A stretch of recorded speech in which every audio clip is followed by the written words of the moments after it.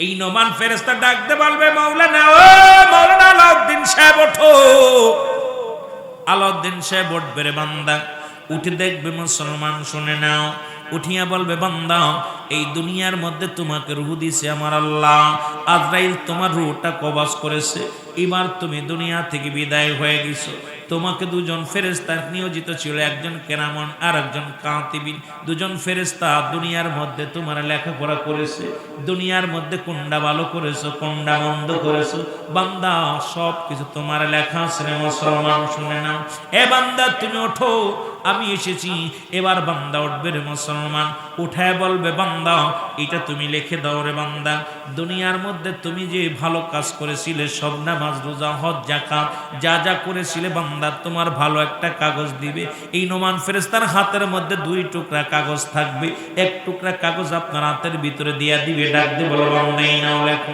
বান্দা দেখে বলবে, আমি লিখবো, আমার কলম কই, আমার কাছে তো কলম নাই। বান্দা যখন ডাক দিবে, নোমান ফেরেশতা ডাক দে, বান্দা বান্দারে কলম হলো তোমার শাহাদত আঙ্গুল মুবারক, এই ডান হাতের শাহাদত আঙ্গুল মুবারক। আমি আপনাদেরকে বলে যাই, হাত দেড় গাজায় হাত দিবেন না, এই হাতটা দিয়ে আর আপনারা মুজমজদের বোতলে হাত দিবেন না, এই হাতটা দিয়ে বিড়ি সিগারেট ধরবেন না, এই হাত দিয়ে ঘুষের টাকা ধরবেন না, এই হাত দিয়ে ঘুষের কারবার করবেন না, সুদের কারবার করবেন না। এই হাতটা দিয়ে ডান হাতের শাহাদত আঙ্গুল মুবারক হবে কলম। আমরা মনে করি, সবাই মনে করি কেরামন কাতিবিন লিখে রাখছে, এটাই বুঝি শেষ। না না না, এটা আপনারা নিজ হাতে যার যার আমলনামার তারা লেখা লাগবে রে মুসলমান। এইবার বান্দা বলবে, আমি কলম পাইলাম, কালি পাবো কই? ডাক দে বলে, বান্দা কালি পাবা কই? কালি হলো তোমার মুখের থুতু মুবারক। এবার বান্দারে তোমার থুতু মুবারক আমি আপনাদের হাতে পায়ে ধরে বলে যাব, আজকের বসন্তপুরের বাজানদের হাতে পায়ে ধরে বলে যাব, এই মুখটা দিয়ে কাউকে গালি দিস না, মুখের মধ্যে গাঁজা দিস না, তারি দিস না, এই মুখের মধ্যে মদ পান করিস না, এই মুখ দিয়ে বিড়ি টান দিস না রে যুবক।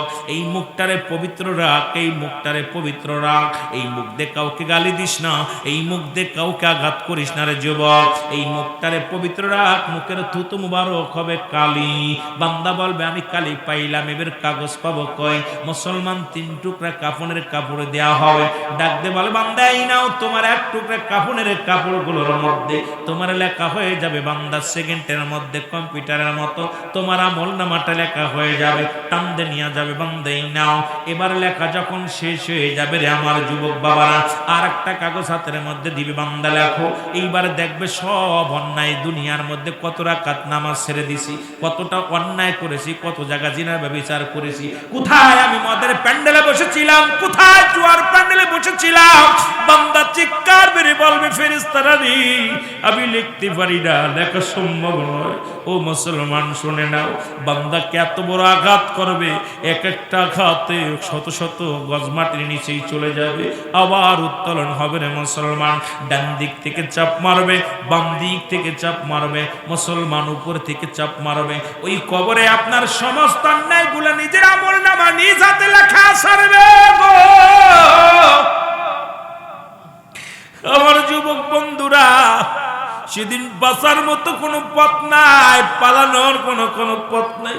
বান্দা লেখিয়া চলে যাবে রে বান্দা, যখন লেখা হয়ে যাবে বান্দা ডাক দে বল, বান্দা আমি বিদায়, একটু পরেই তোমার কবরে আসবে। কে আসবে? মান কারণে কে আসবো? আয়া তোমার দেখবো আমল নামাটা দেখিয়া রে বান্দা, তুমি জান্নাতি বা জাহান্নামী দুইটা ফয়সালা তোমার দিয়ে দিবে। হয় তুমি জান্নাতুল জান্নাতের ফয়সালা হয়ে যাবে, জাহান্নামী হলে জাহান্নামের ফয়সালা হয়ে যাবে। মুসলমান আমার বাবারা, গভীর মনোযোগ, যখন মন চলে যাবে কোথায়? নোমান ফেরেশতা চলে যাবে।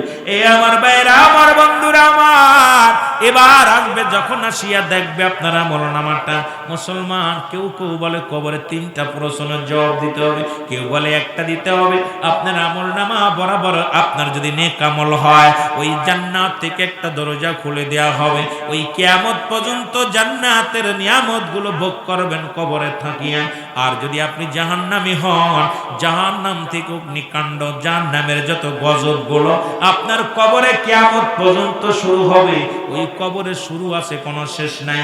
কবরে যে আযাব হয় যদি বিশ্বাস না হয়, আপনি আগামী কাল যাবেন বাড়ি, যে আপনার বাবা মায়ের কবরের পাশে একটা গরু বাঁধবেন বা ছাগল বাঁধবেন, বাদিয়া দেখবেন ওই গরু ছাগলটা খানা খায় না, শুধু টালু মালু তাকায়, চোখের পানি ছেড়ে দেয়, রশি ছিঁড়াছিঁড়ি করে। একমাত্র মানুষ এবং দানবকে বুঝতে দেয় নাই কবরে আযাব। সব প্রাণী বুঝতে পারে, এই দুইটা প্রাণী ব্যতীত।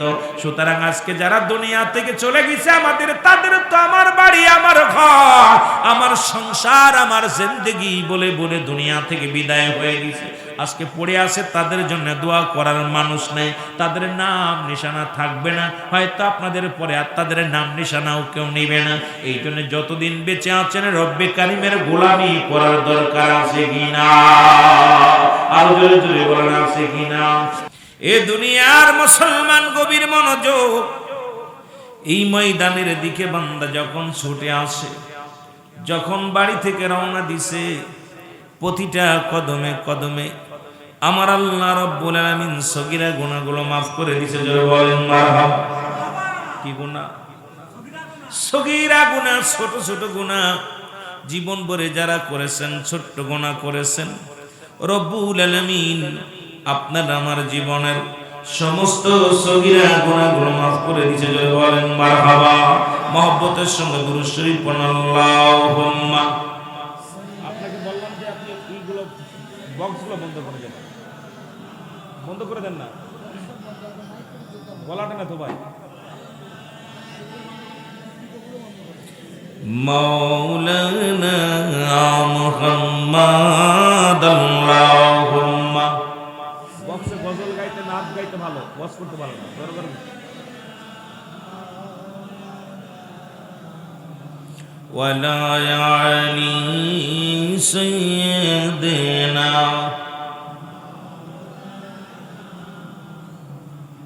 এ দুনিয়ার মুসলমান গভীর মনোযোগ। আমরা শুধু সগীরা গুনাহ করি নাই গো, পদে পদে করছি কবিরা গুনাহ। নামাজ ছেড়ে দিয়া কবিরা গুনাহ। কি গুনাহ? জোরে বলেন, কি গুনাহ?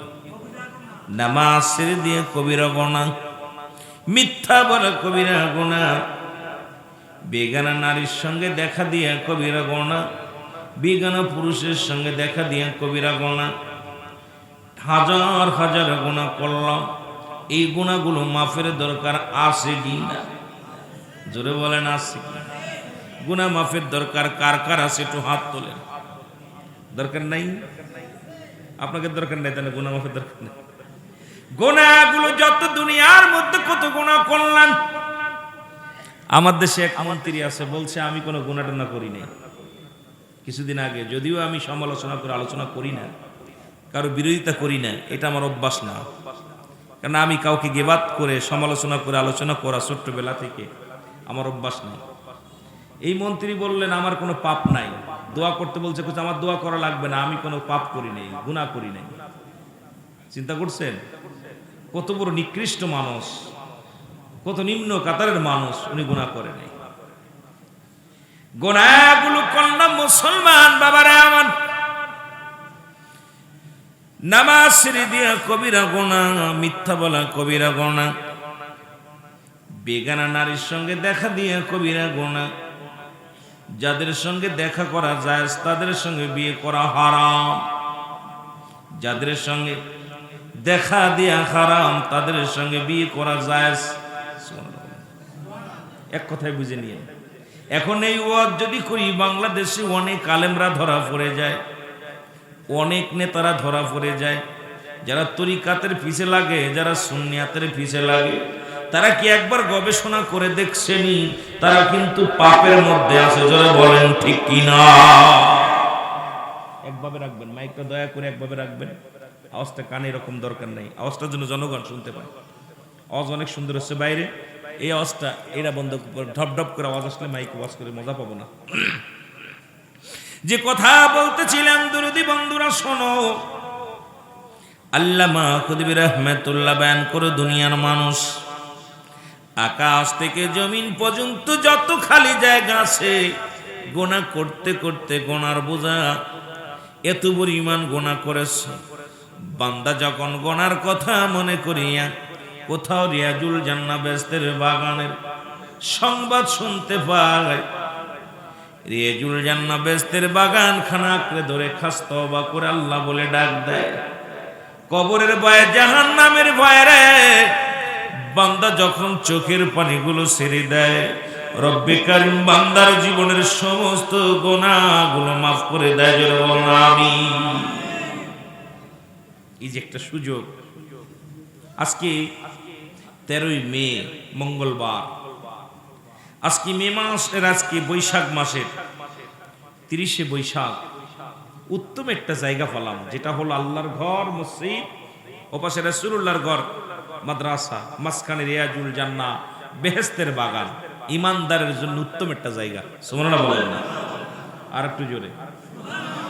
কোন বান্দা যখন এই জান্নাতের বাগানের সংবাদ শুনে, ওই বান্দা কবরের কথা চিন্তা করে, মরার কথা চিন্তা করে, জাহান্নামের কথা ভয় অন্তরে ঢুকায়া বান্দা যখন খাস তওবা করবে আল্লাহ, কারণ কিয়ামত পর্যন্ত আর কোনো নবী আসবে না, কিয়ামত পর্যন্ত নবীদের দরজা বন্ধ, কিয়ামত পর্যন্ত তওবার দরজা খোলা। বান্দা যখন কবরের কথা চিন্তা করে খাস তওবা করে আল্লাহ বলে ডাক দেয়, আল্লাহ রব্বুল আলামিন বান্দার জীবনের সব গুনাহ মাফ করে দেয়। আরো জোরে বলেন না? খুশি হন না আপনারা? যারা এসেছেন তাদের লাভ না লস। আসার কারণে সগীরা গুনাহ মাফ, প্রতিটা কদমে কদমে গুনাহ মাফ হয়েছে। এখন এখানে বসে আখেরি মোনাজাতে শরীক হবেন। আখেরি মোনাজাতের আগে খাস তওবা করবেন। মানুষের দুইটা সময় মরণ হয়, রাত্রে হয় বেলা, না হয় দিনের বেলা। কয়টা টাইম? দুইটা টাইমে মরণ হয়। কয়টা টাইমে? জোরে বলেন, কয় টাইম? এটা বলতে ভয় পাচ্ছেন আপনারা? সাতক্ষীরার মানুষ তো চালাক মানুষ হওয়ার কথা, জ্ঞানী মানুষ। সাতক্ষীরার মানুষগুলো জ্ঞানী মানুষ, কারণ এই দেশে অসংখ্য ওলামায়ে কেরাম, অসংখ্য আলেম ওলামা। আমি যেটা বলতেছিলাম, মানুষের মৃত্যু হয় কয়টা টাইমে? জোরে বলেন, কয় টাইম? হয় রাতে, না হয় দিনে। এখন ওই দুইটা টাইম বলছি না, কেউ চিন্তা করছে আসরের সময় মরে, মাগরিবের সময় মরে, জোহরের সময় মরে, হুজুর করলে দুইটা টাইম, তাহলে এগুলো গেল কই? হ্যাঁ, দুইটা টাইম। একটা হলো রাত্রে, না হয় দিনে। জোরে বলেন, কয়টা টাইম? দুইটা টাইম। একটা হলো রাতের বেলা, না হয় দিনের বেলা। দুইটা টাইম মানুষের মরণ হয়। এ দুনিয়ার মুসলমান শুনে নাও, দিন শুরু করেছিলাম, মৃত্যুবরণ করি নাই রে। রাত শুরু করলাম, এখনো পর্যন্ত মৃত্যুবরণ করি নাই।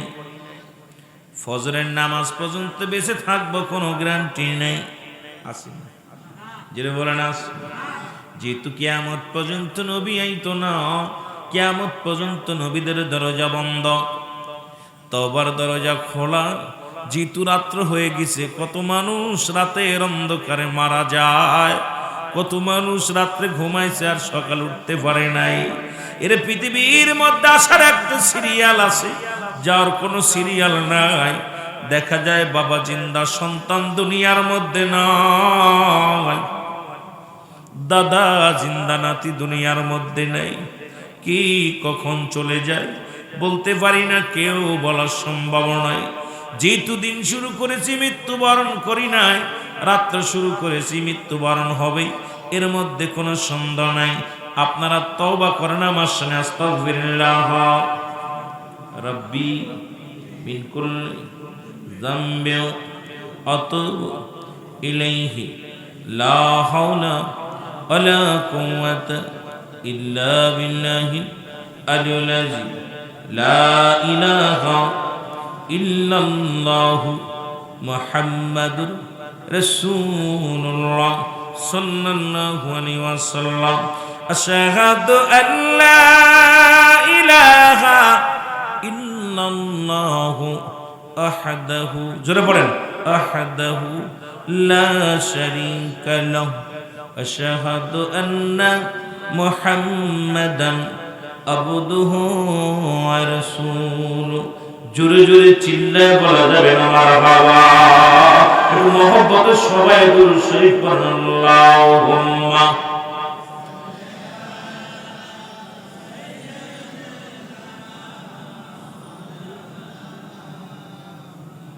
ولا يعلي سيدنا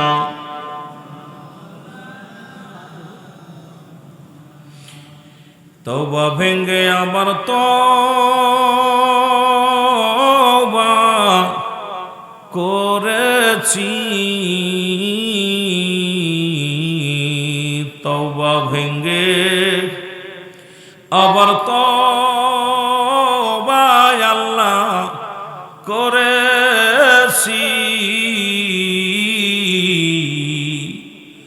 মাফ করে দেন মাবুদ মওলা ইলাহি, মাফ করে দেন মাবুদ মওলা ইলাহি। তুমি যদি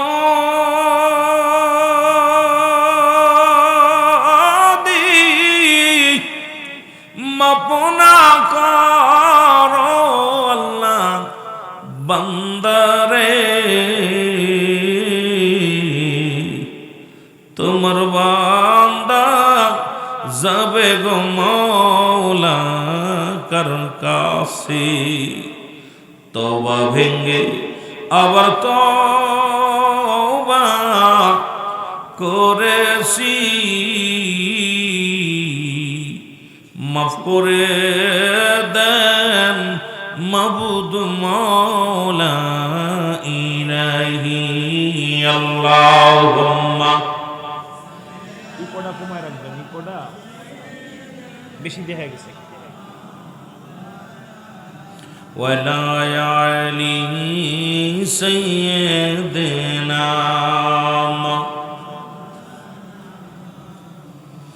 এ দুনিয়ার মুসলমান,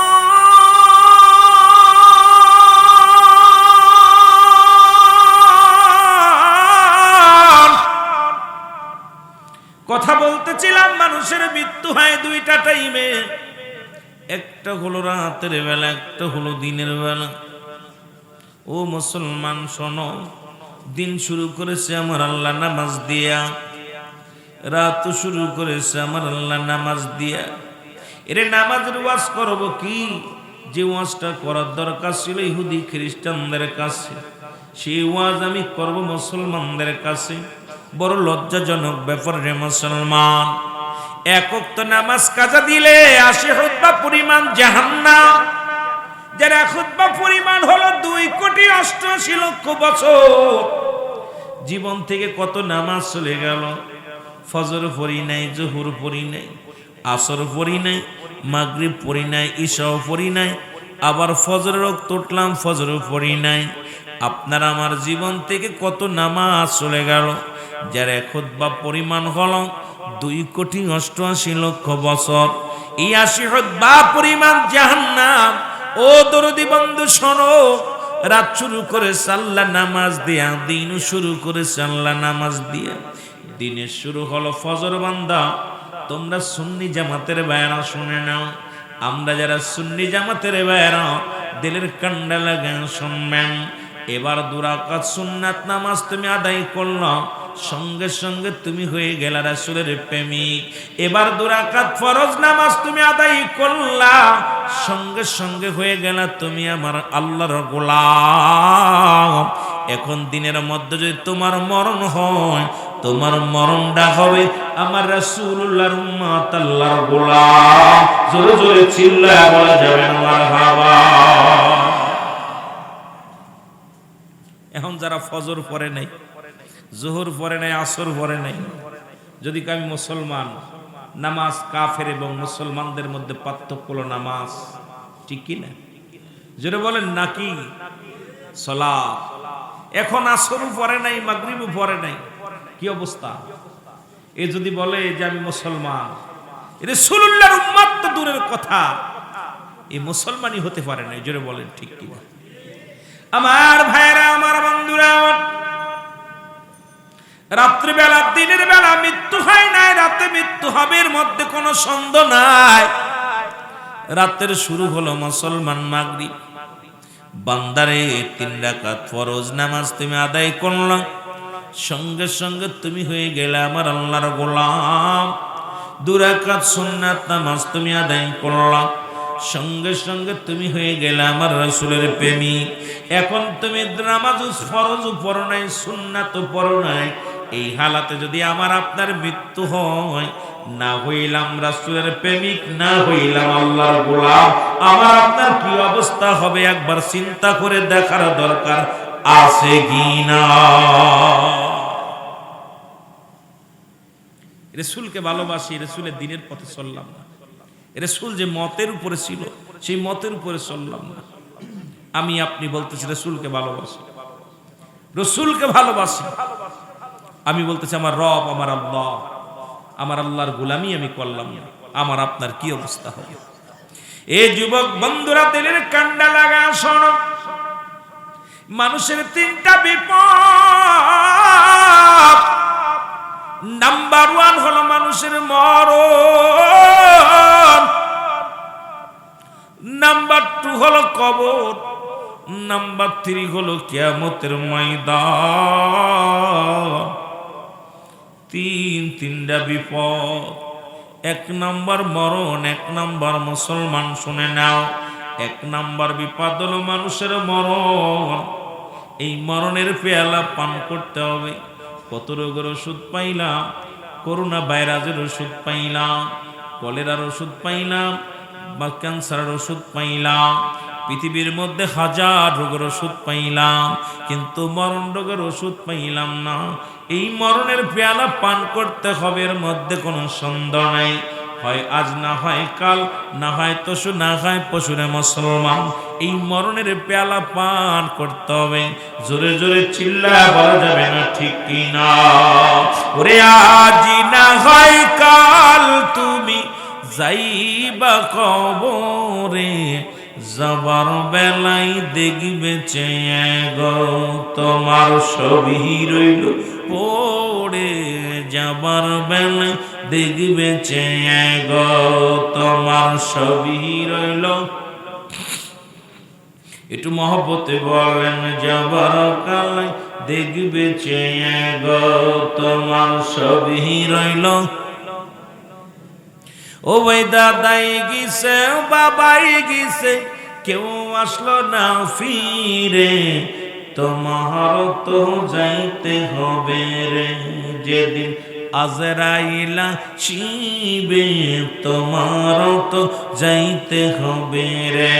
বলো আজ না হয় কাল তুমি, আজ না হয় যাইবা কবরে, যাবার কালে দেখবে চেয়ে গো তোমার ছবি রইল পড়ে, যাবার কালে। এ দুনিয়ার মুসলমান, আমি যে কথা বলতেছিলাম,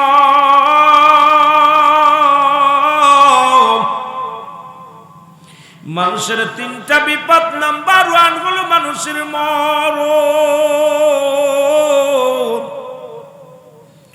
মরণ থেকে পালাবে কোথায়? পালানোর কোনো জায়গা নাই, মরণ থেকে বাঁচার কোনো উপায় নাই।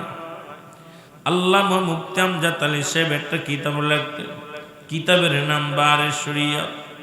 এই কিতাবের মাধ্যমে লিখতে যে বললেন, দুনিয়ার মানুষ, মানুষ যখন সাধারণ মৃত্যুবরণ করে, 70টা তাজা উটের গায়ের চামড়া জবাই না করিয়া উল্টো দিকে টান দিয়া লবণ আর মরিচ লাগা দিলে যতটুকু যন্ত্রণা হয়, ও দুনিয়ার মুসলমান শুনে না, এর চাইতে 70 গুণ যন্ত্রণা হলো একটা সাধারণ মৃত্যু।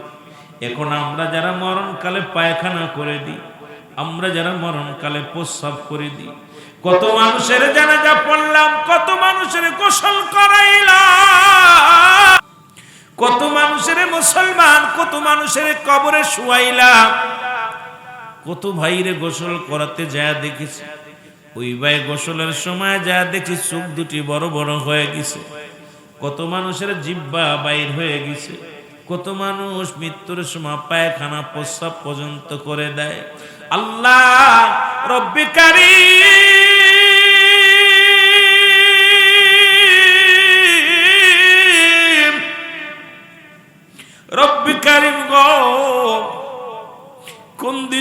মালাকুল মউত চলে আসবে রে মন। এই দুনিয়ায় কার জন্য তুমি সুদ খাও, কার জন্য ঘুষ খাও, কার জন্য দুনিয়ার সম্পদ করলা? এই দুনিয়ায় সন্তানের জন্য অফিসে বইয়া সুদ খাইলা, সন্তান ছেলে মেয়েদের জন্য তুমি সুদ ঘুষ খাইলা। দুনিয়ার মধ্যে কত অন্যায় করলাম। এই দুনিয়ায় সন্তানাদি ছেলে মেয়ে পরিবার পরিজনের জন্য দুনিয়ার মধ্যে কত অন্যায় পথে পা বাড়াইলাম। এই দুনিয়ার সম্পদের পাহাড় গড়লাম।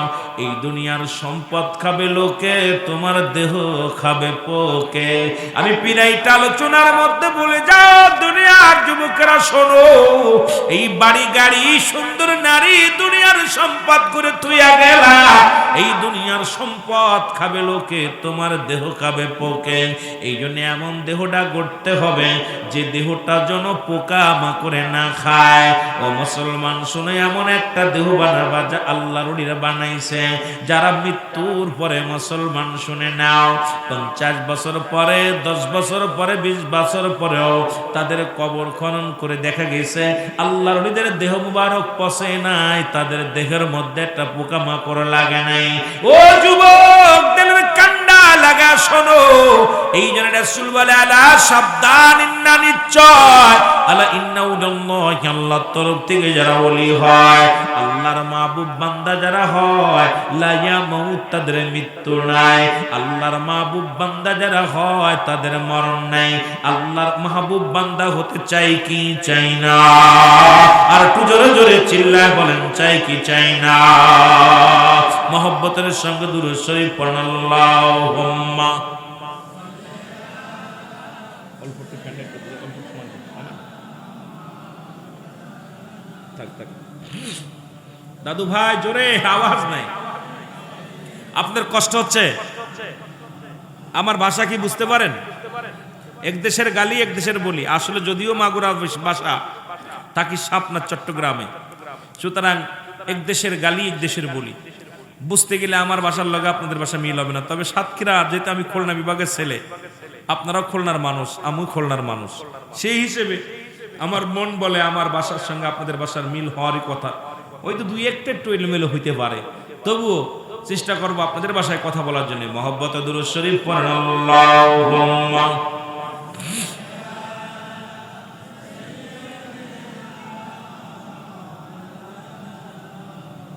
আরো জোরে বলেন,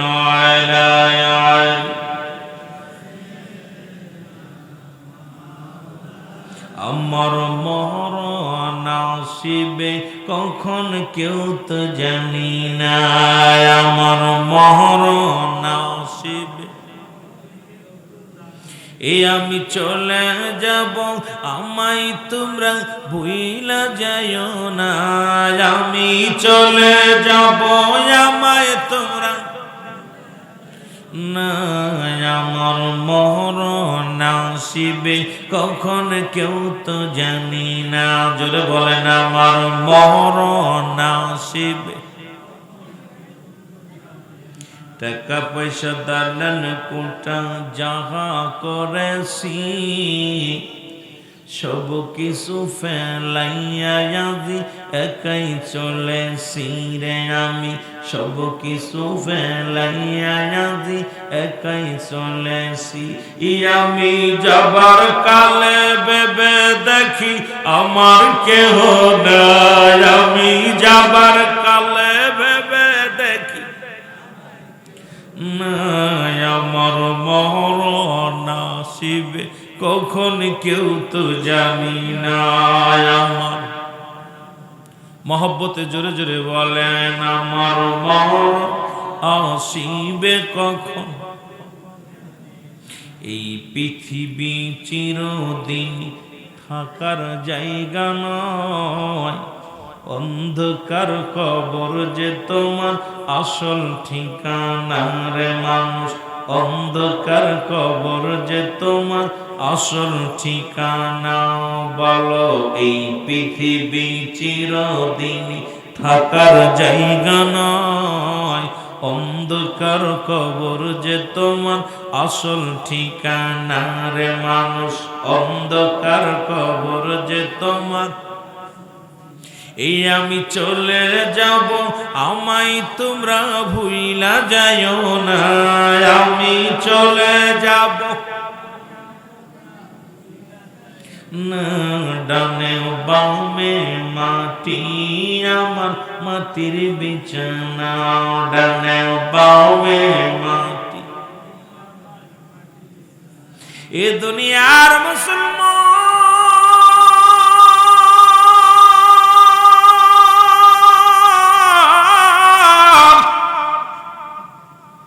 এই দুনিয়ার সম্পদ, এই দুনিয়ার বাড়ি, এই দুনিয়ার গাড়ি, এই দুনিয়ার সম্পদের পাহাড় বানাইলাম। আমার আল্লাহ কি কয়, কুল্লু মান আলাইহা ফান। আল্লাহ কয় বান্দার এই জমিনটা আমি রাখবো না। মারহাবা বলে, একটু জোরে বলে যাবেন আল্লাহু আকবার। রব্বে কারিম ডাকতে বলে, বান্দার এই জমিনটা আমি রাখবো না, এই জমিনটা আমি পুরাই আত্মা বানায়া দিব। এত বাড়াবাড়ি কিসের, কত বাহাদুরি করলাম। ফিরাউন নমরুদ কারণ কত খোদাই দাবি করল, রব্বে কারিম তাদের পৃথিবীর মধ্যে কত ধন সম্পদের মালিক বানায়া দিল। এর মুসলমানদের অর্ধ পৃথিবীর খলিফা যাদের বানায়া দিছে গো, দুনিয়া থেকে সবার বিদায় করে দিছে। রব্বে কারিম কয়, বান্দা এই দুনিয়ার মধ্যে যা কিছু আছে সব কিছু আমি চূর্ণ বিচ্ছিন্ন করে দিব। এই জমিনের মাটিগুলো পোড়ায় আমি তামা বানায়া দিব। যে মাটির উপরে বসে আছেন মাটিগুলো পুড়ে হয়ে যাবে তামা। একবার কি খেয়াল করেন দাদু ভাইয়েরা, এই মাটিগুলো পুড়ে হবে তামা। এই মাটির জমিন আর থাকবে না। যে জমিনের উপরে কত বাড়াবাড়ি করো, এই জমিনের উপরে কতই না মস্তানি করো, এই জমিনটাকে কত মানুষের ফাঁকি দাও, কত মানুষের জমিটা লুট করে নাও, কত গরিব অসহায় মানুষের জমিগুলো লেখে লেখে নাও। ক্ষমতার বাহাদুরি করো, গায়ের বল দেখাও, সম্পদের বল দেখাও। রব্বে কারিম কয়, বান্দা এই জমিনের মধ্যে যা কিছু আছে আমি চূর্ণ বিচ্ছিন্ন করে দিব। এই জমিনের মাটিগুলো পুড়ে আমি তামা বানায়া দিব। এই জমিনের মধ্যে যত পানি আছে সব পানিগুলো পুড়ে আমি ছাই বানায়া দিব। যেদিন কিচ্ছু বলতে কিচ্ছু থাকবে না, সেদিন থাকবো শুধু আমি আল্লাহ। আর আমি আল্লাহ থাকবো আমার রাসূলের ভালোবাসা নিয়ে। আমরা এই জন্য সুন্নি ভাইয়েরা আমার নবীকে ভালোবাসি, জোরে বলেন ঠিক কিনা? আর জোরে জোরে চিল্লায় বলা যাবে না মারহাবা। হৃদয় থেকে রাসূল তোমায় ভালোবেসেছি বলো, হৃদয় থেকে রাসূল তোমায় মহব্বতে বলেন, হৃদয় থেকে রাসূল তোমায়। ওরে তোমার প্রেমের মালা খানি গলায় পড়েছি, হৃদয় থেকে রাসূল তোমায় ভালোবেসেছি বলো, হৃদয় থেকে। তুমি যদি হও গো আমার, এই গোলামে কিচ্ছু চায় না আর। আরে নবীর প্রেমের মালা খানি গলায় পড়েছি বলো, নবীর প্রেমের মালা খানি। ও হৃদয় থেকে রাসূল তোমায় ভালোবেসেছি বলো, হৃদয় থেকে রাসূল। যারা যারা নবীরে ভালোবাসেন আওয়াজ দিয়ে বলেন, হৃদয় থেকে রাসূল। দাও গো দেখা দয়াল নবী, পাগল হয়েছি আমি। দাও গো দেখা দয়াল নবী, পাগল হয়েছি। তোমার হৃদয় থেকে রাসূল তোমায় ভালোবেসেছি বলো, হৃদয় থেকে। মহব্বত একটু চিল্লায় চিল্লায় বলেন, মদিনায় আওয়াজটা চলে যাক, বলেন হৃদয় থেকে রাসূল তোমায় ভালোবেসেছি বলো, হৃদয় থেকে। এই গোলামের শুধুই চাওয়া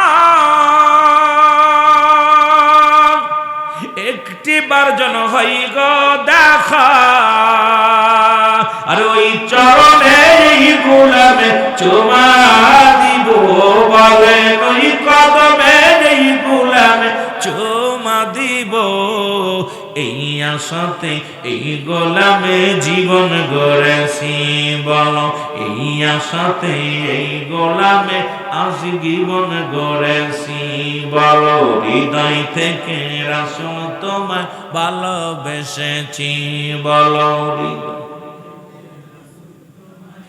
আরো জোরে বলেন, হৃদয় থেকে রাসূল। এ দুনিয়ার মুসলমান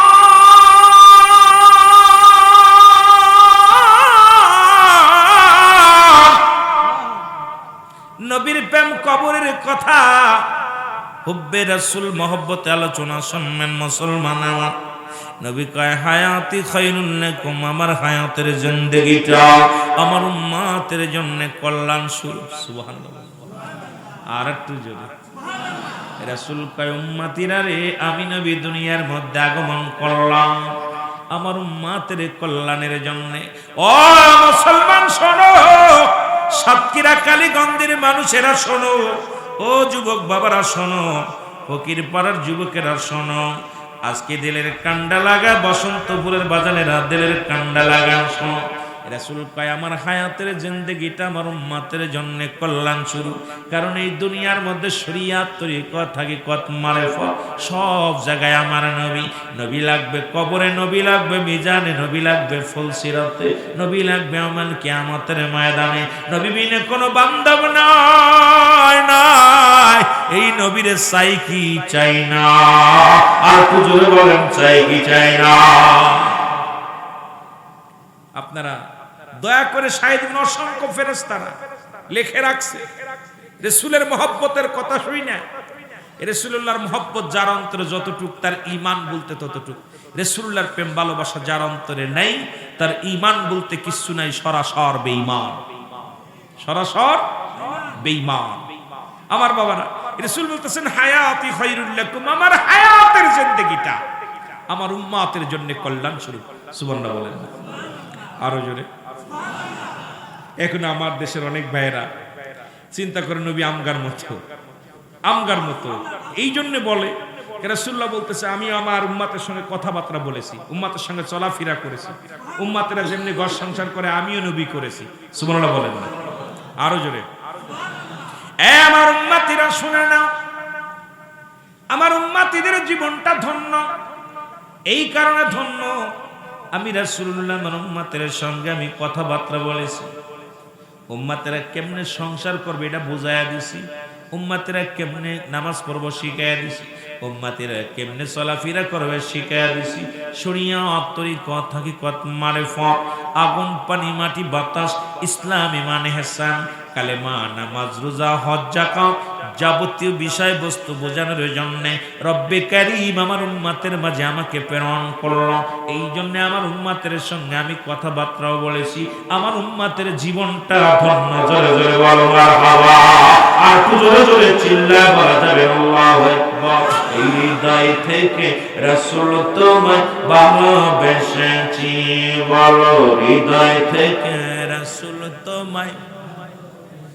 এ ভাই কোন বানোয়াট কিস্তা খাইন না, জোরে জোরে হাদিসের কথা আর কোরআনের কথা, একদম মূল্যবান কথাগুলো নবী কি বলতেছেন, কোরআন কি বলতেছে, একটু বুঝতে গেলে আমরা সব একদম স্পষ্ট সব বুঝতে পারবো। হৃদয় থেকে রাসূল তোমায় ভালোবেসেছি বলো, হৃদয় থেকে রাসূল তোমায়। ওগো তুমি আমার আমি তোমার, তুমি আমার আমি তোমার, পাগল হয়েছি বলো, তুমি আমার আমি তোমার, পাগল হয়েছি। হৃদয় থেকে রাসূল তোমায় ভালোবেসেছি বলো, হৃদয় থেকে। ওরে নবীর বাড়ি মদিনাতে, আমরা কান্দে সাতক্ষীরাতে বলো, নবীর বাড়ি মদিনাতে আমরা কাঁদি সাতক্ষীরাতে ওগো তোমায় ভালোবাসি নবী পাগল হয়েছি আমি তোমায় ভালোবাসি নবী পাগল হয়েছি তাই হৃদয় থেকে রাসূল তোমায় ভালোবেসেছি বলো হৃদয় থেকে রাসূল আরো জোরে বলেন হৃদয় থেকে রাসূল তোমায় ওগো তুমি আমার আমি তোমার তুমি আমার পাগল হয়েছি নবী তুমি আমার আমি তোমার পাগল হয়েছি হৃদয় থেকে রাসূল তোমায় ভালোবেসেছি বলো হৃদয় থেকে রাসূল নবী কয় ওফাতি খায়রুল লাকুম বলে বলা গভীর মনোযোগ রাসূল কামার ওফাতটা উম্মতের জন্য কল্যাণ শুধু দুনিয়ার মধ্যে আগমনটা কল্যাণ নয় আমি দুনিয়া থেকে বিদায় নিলাম আমার ওফাতটাও আমার ইন্তেকালটা আমার উম্মতের জন্য কল্যাণ শুরু রাসূল কা উম্মতির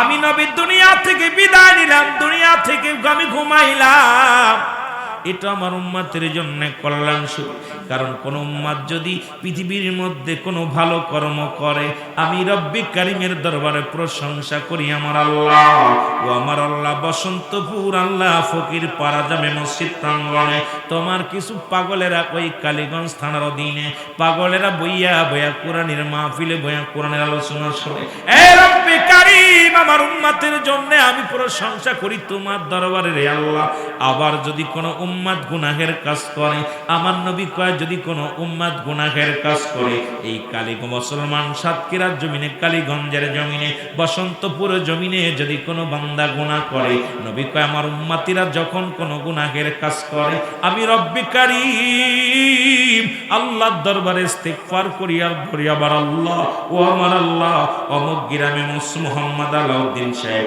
অমুক গ্রামে আব্দুর রহমান সাহেব অমুক গ্রামে মাহবুবুর রহমান সাহেব অমুক গ্রামে অমুক ব্যক্তি অন্যায় করেছে রে মালিক আমি তার তরফ থেকে আমি তোমার কাছে ইস্তেগফার করি ক্ষমা চাই গো আল্লাহ অন্যায় করে ছেলে মাফ চাই বাবা অন্যায় করে চেয়ার মুসলমান গ্রামের ছেলে মাফ চাই চেয়ারম্যান মেম্বার যাইয়া এমন নবীর উম্মত হইলাম অন্যায় করি আমি মাফ চাই আমার নবী এই নবীর পক্ষে থাকার দরকার আছে কিনা আর জোরে জোরে চিল্লায় বলেন আছে কিনা রে আমার মনের জল্পনা কল্পনা নবী যাব আমি সোনার মদিনা বলো যাব আমি জোরে জোরে বলেন যাব আমি সোনার মদিনা আমার মনের জল্পনা কল্পনা নবী যাব আমি সোনার এর নবীজি কেউ ভালোবাসি মনটা আমার অনেক খুশি নবীজি কেউ ভালোবাসি মনটা আমার অনেক খুশি নবীজি কেউ ভালোবেসে তৃপ্তি মেটে না না গো যাব আমি সোনার মদিনায় বলো যাব আমি সোনার মহব্বতে বলেন যাব আমি আমার মনের জল্পনা কল্পনা নবী যাব আমি সোনা এর নবীর প্রেমে এত জাদু ডাকিলে মনে খায় মধু এই মধু কোথাও মেলে না না গো যাব আমি সোনার মদিনা বলো যাব আমি ওমা আরসালনাকা ইল্লা রাহমাতাল লিল আলামিন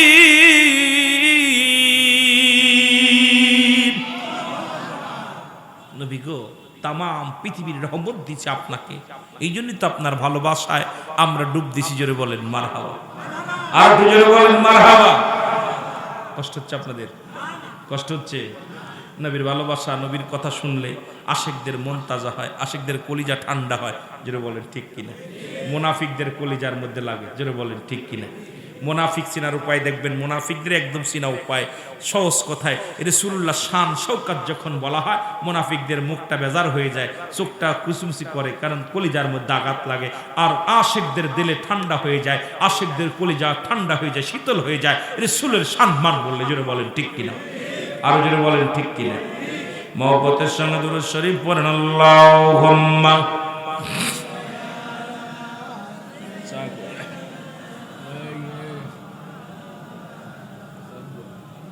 ওয়ালায়ালি সাইয়্যিদিনা।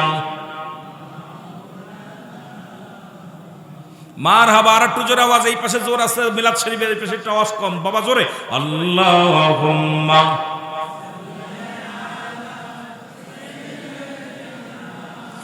মাওলানা মুহাম্মাদ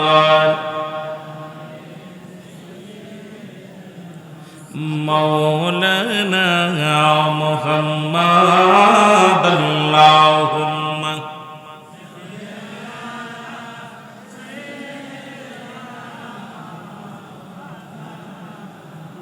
ওগো আশিকিনা আরিফিন বলে কেমনে যাব মদিনায়,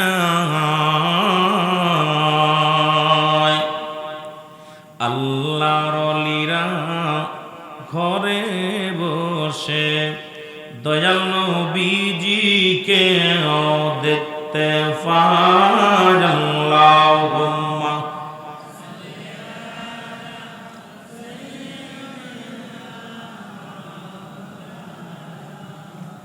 আরো জোরে বলেন ওয়ালায়ালি।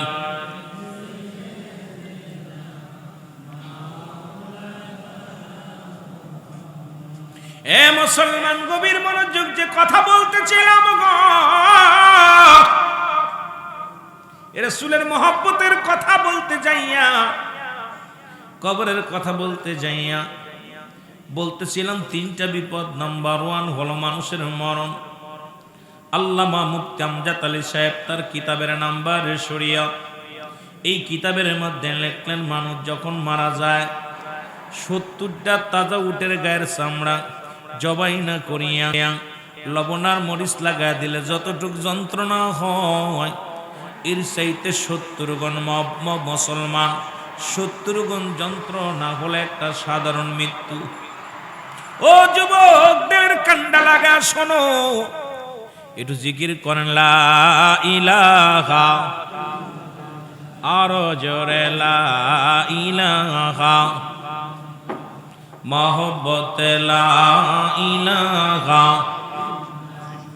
আরো জোরে লা ইলাহা। কারণ এলো না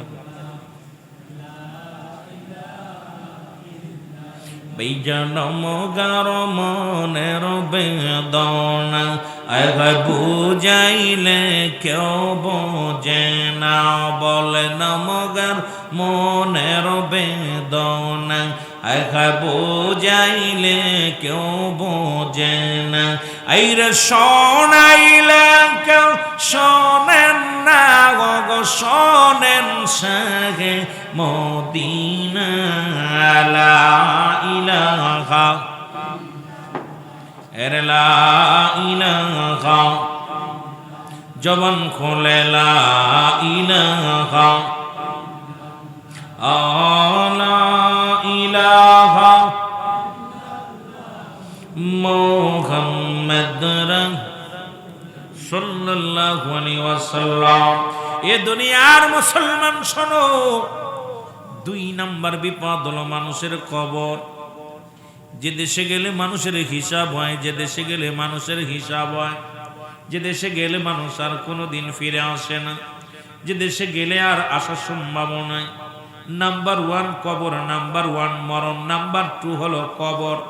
কবর বলতে বোঝায় মানুষের মৃত্যুর পর থেকে শুরু করে কিয়ামত পর্যন্ত জগৎটাকে বলা হয় কবরের জগৎ। এই কবর জগতে যখন শোয়া দিবে, লম্বা আলোচনা গো, আমাকে কয়েকটা বিষয় দিছে আলোচনা করার জন্য। সুতরাং একটা বিষয় যদি থাকতো হয়তো লম্বা আলোচনা করতে পারতাম বিষয় ভিত্তির উপরে, কিন্তু অনেকগুলো বিষয়ের উপর আলোচনা করা লাগবে। এই জন্য একটু টাচ দিয়ে যে বিষয় দিয়ে একটু খেয়াল করবেন। এবার মুসলমান 2 নাম্বার হলো কবর। এই কবরে যখন শোয়া দিবে, আমরা জানি কবরের ভিতরে একজন ফেরেশতা আসে মুসলমান, যে ফেরেশতার নাম আলমান কারণে কি জোরে বলেন ঠিক কিনা? এই নেকির মান কারণে কি আসবে মুসলমান? এর না রে মুসলমান না। এই কবরে শোয়া দিলে সর্বপ্রথম একজন ফেরেশতা আসবে, তার নাম হলো নোমান ফেরেশতা। জোরে জোরে চিল্লায় বলা যাবে আল্লাহু আকবার। এই নোমান ফেরেশতা ডাকতে বলবে, মাওলানা ও মাওলানা আলাউদ্দিন সাহেব ওঠো। আলাউদ্দিন সাহেব উঠবে রে বান্দা, উঠে দেখবে মুসলমান, শুনে নাও। উঠিয়া বলবে, বান্দা এই দুনিয়ার মধ্যে তোমাকে রূহ দিছে আমার আল্লাহ। আজরাইল তোমার রূহটা কবজ করেছে, এবার তুমি দুনিয়া থেকে বিদায় হয়ে গেছো। তোমাকে দুজন ফেরেশতা নিয়োজিত ছিল, একজন কেরামন আর একজন কাতিবিন। দুজন ফেরেশতা দুনিয়ার মধ্যে তোমার লেখাপড়া করেছে, দুনিয়ার মধ্যে কোনটা ভালো করেছো কোনটা মন্দ করেছো বান্দা সব কিছু তোমার লেখা আছে রে মুসলমান, শুনে নাও। এ বান্দা তুমি ওঠো, আমি এসেছি। এবার বান্দা উঠবে রে মুসলমান, উঠায় বলবে, বান্দা এটা তুমি লিখে দাও রে বান্দা।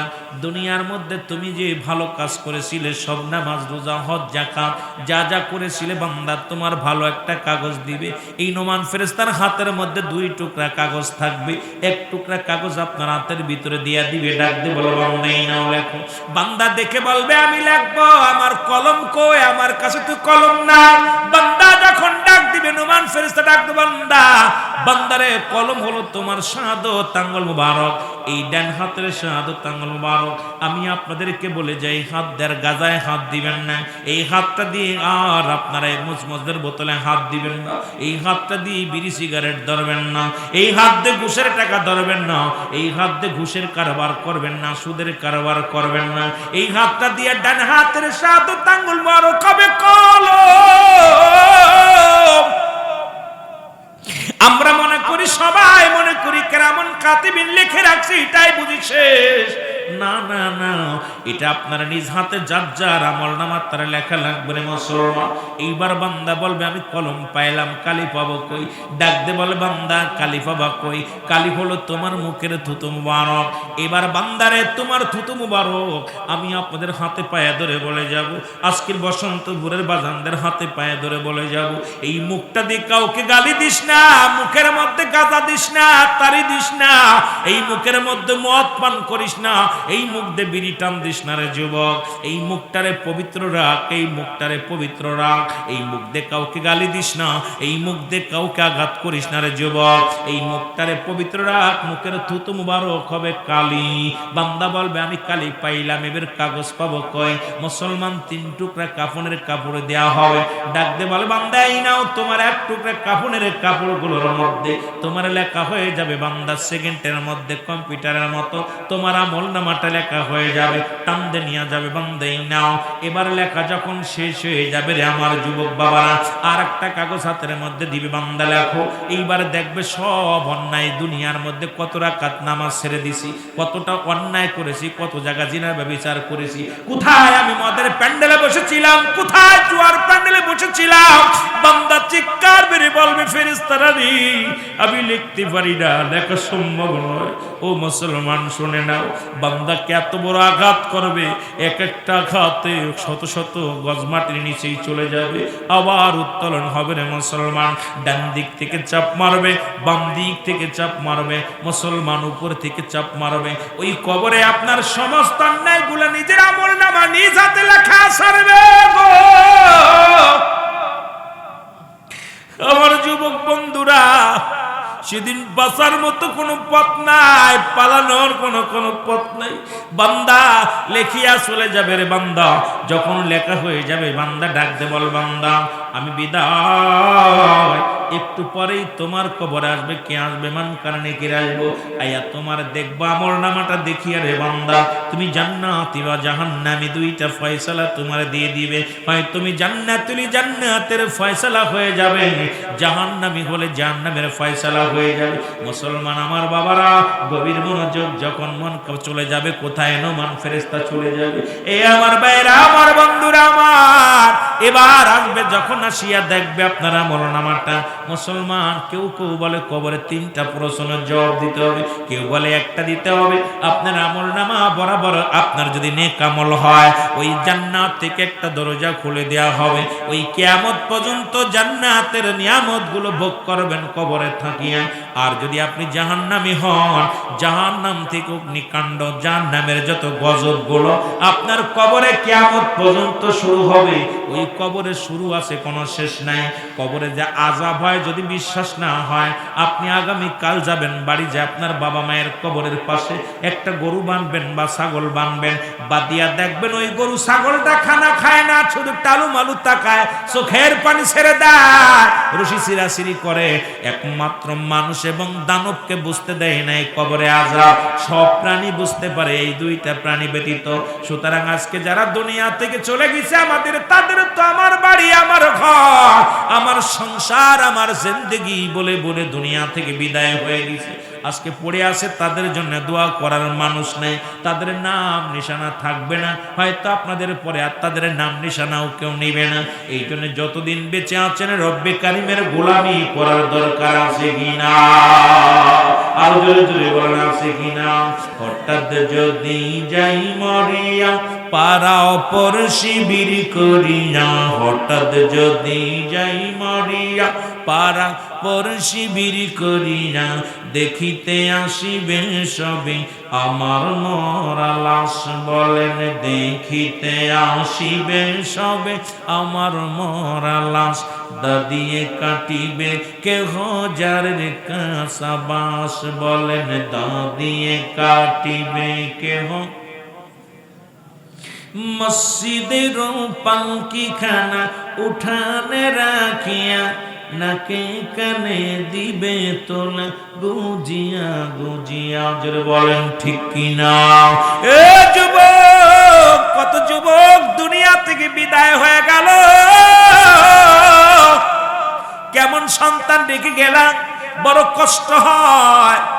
গত 2 দিন দেখলাম মেয়ে তার বাবাকে খুন করেছে, বড্ড কষ্ট হয়। 3টা জিনিস কাজে লাগবে মৃত্যুর পরে। নাম্বার 1 নেক আমল, নাম্বার 2 হলো সদকায়ে জারিয়া, নাম্বার 3 হলো মুসলমান এই দুনিয়ার মধ্যে নেককার সন্তান। এমন সন্তান বানিয়েছে, দোয়া তো দূরের কথা, এই সন্তান বাবাকে খুন করেছে একটা মেয়ে হয়েও, বাবা তার কাছে নিরাপত্তা নাই, কারণ সেই সন্তানকে সন্তান বানাতে পারে নাই। ও যুবক, দুনিয়ার মধ্যে যেই যুবক আজকে সন্তানাদি বানাইলা, সন্তান দুনিয়ার মধ্যে আল্লাহ রাব্বুল আলামিন আপনার আমার কাছে আমানত রাখছে, সেই আমানতের খেয়ানত করলাম, এমন সন্তান রেখে গেলেন, এমন সন্তান বেপরোয়া ভাবে আপনি মানুষ করলেন, তাদের লালন পালন করলেন এমন ভাবে শয়তানের ওয়াসওয়াসায় এই শয়তান কোনোদিন আপনার জন্য দোয়া করবে না, এই সন্তানের জন্য আরো জাহান্নাম ডেকে আনবে। জোরে জোরে চিল্লায় বলা যাবে না ঠিক কিনা? হঠাৎ যদি যাই মরিয়া পারা অপর শিবির করিয়া, হঠাৎ যদি যাই মরিয়া পারা পর শিবির করিয়া, দেখিতে আসিবে সবে আমার মরা লাশ। বলেন দেখিতে আসিবে সবে আমার মরা লাশ, দাদিয়ে কাটিবে কেহ যারের কাসাবাস। বলেন দাদিয়ে কাটিবে কেহ। গরম পানি মশারি তলে কাপড় খুলিয়া, শেষ বিদায়ের গোসল দিবে ডলিয়া ডলিয়া। টিকটুকরা সাদা কাপড় অন্যরকম শ্বাস, দাদিয়ে কাটিবে কেহ যারের কাসাবাস। বলো দাদিয়ে কাটিবে কেহ যারের কাসাবাস। বড় আশ্চর্য হয়ে যায়। গজলটা আমি গিয়েছি অনেক আগে, আমার ছেলের থেকে। আমার ছেলে, আমার চাচা মারা গেল, মারা গেলে বাড়িতে আসার পর আমার ছেলের বয়স মাত্র 2 বছর, 2.5 বছর 2 বছর, মোটামুটি ভালোই বড় হয়েছে ডঙ্গ। এই সন্তান ছোট্ট সাইকেল, আপনার ওই রিক্সা সাইকেল যেটা ছোট, এটা কিনে দিছে।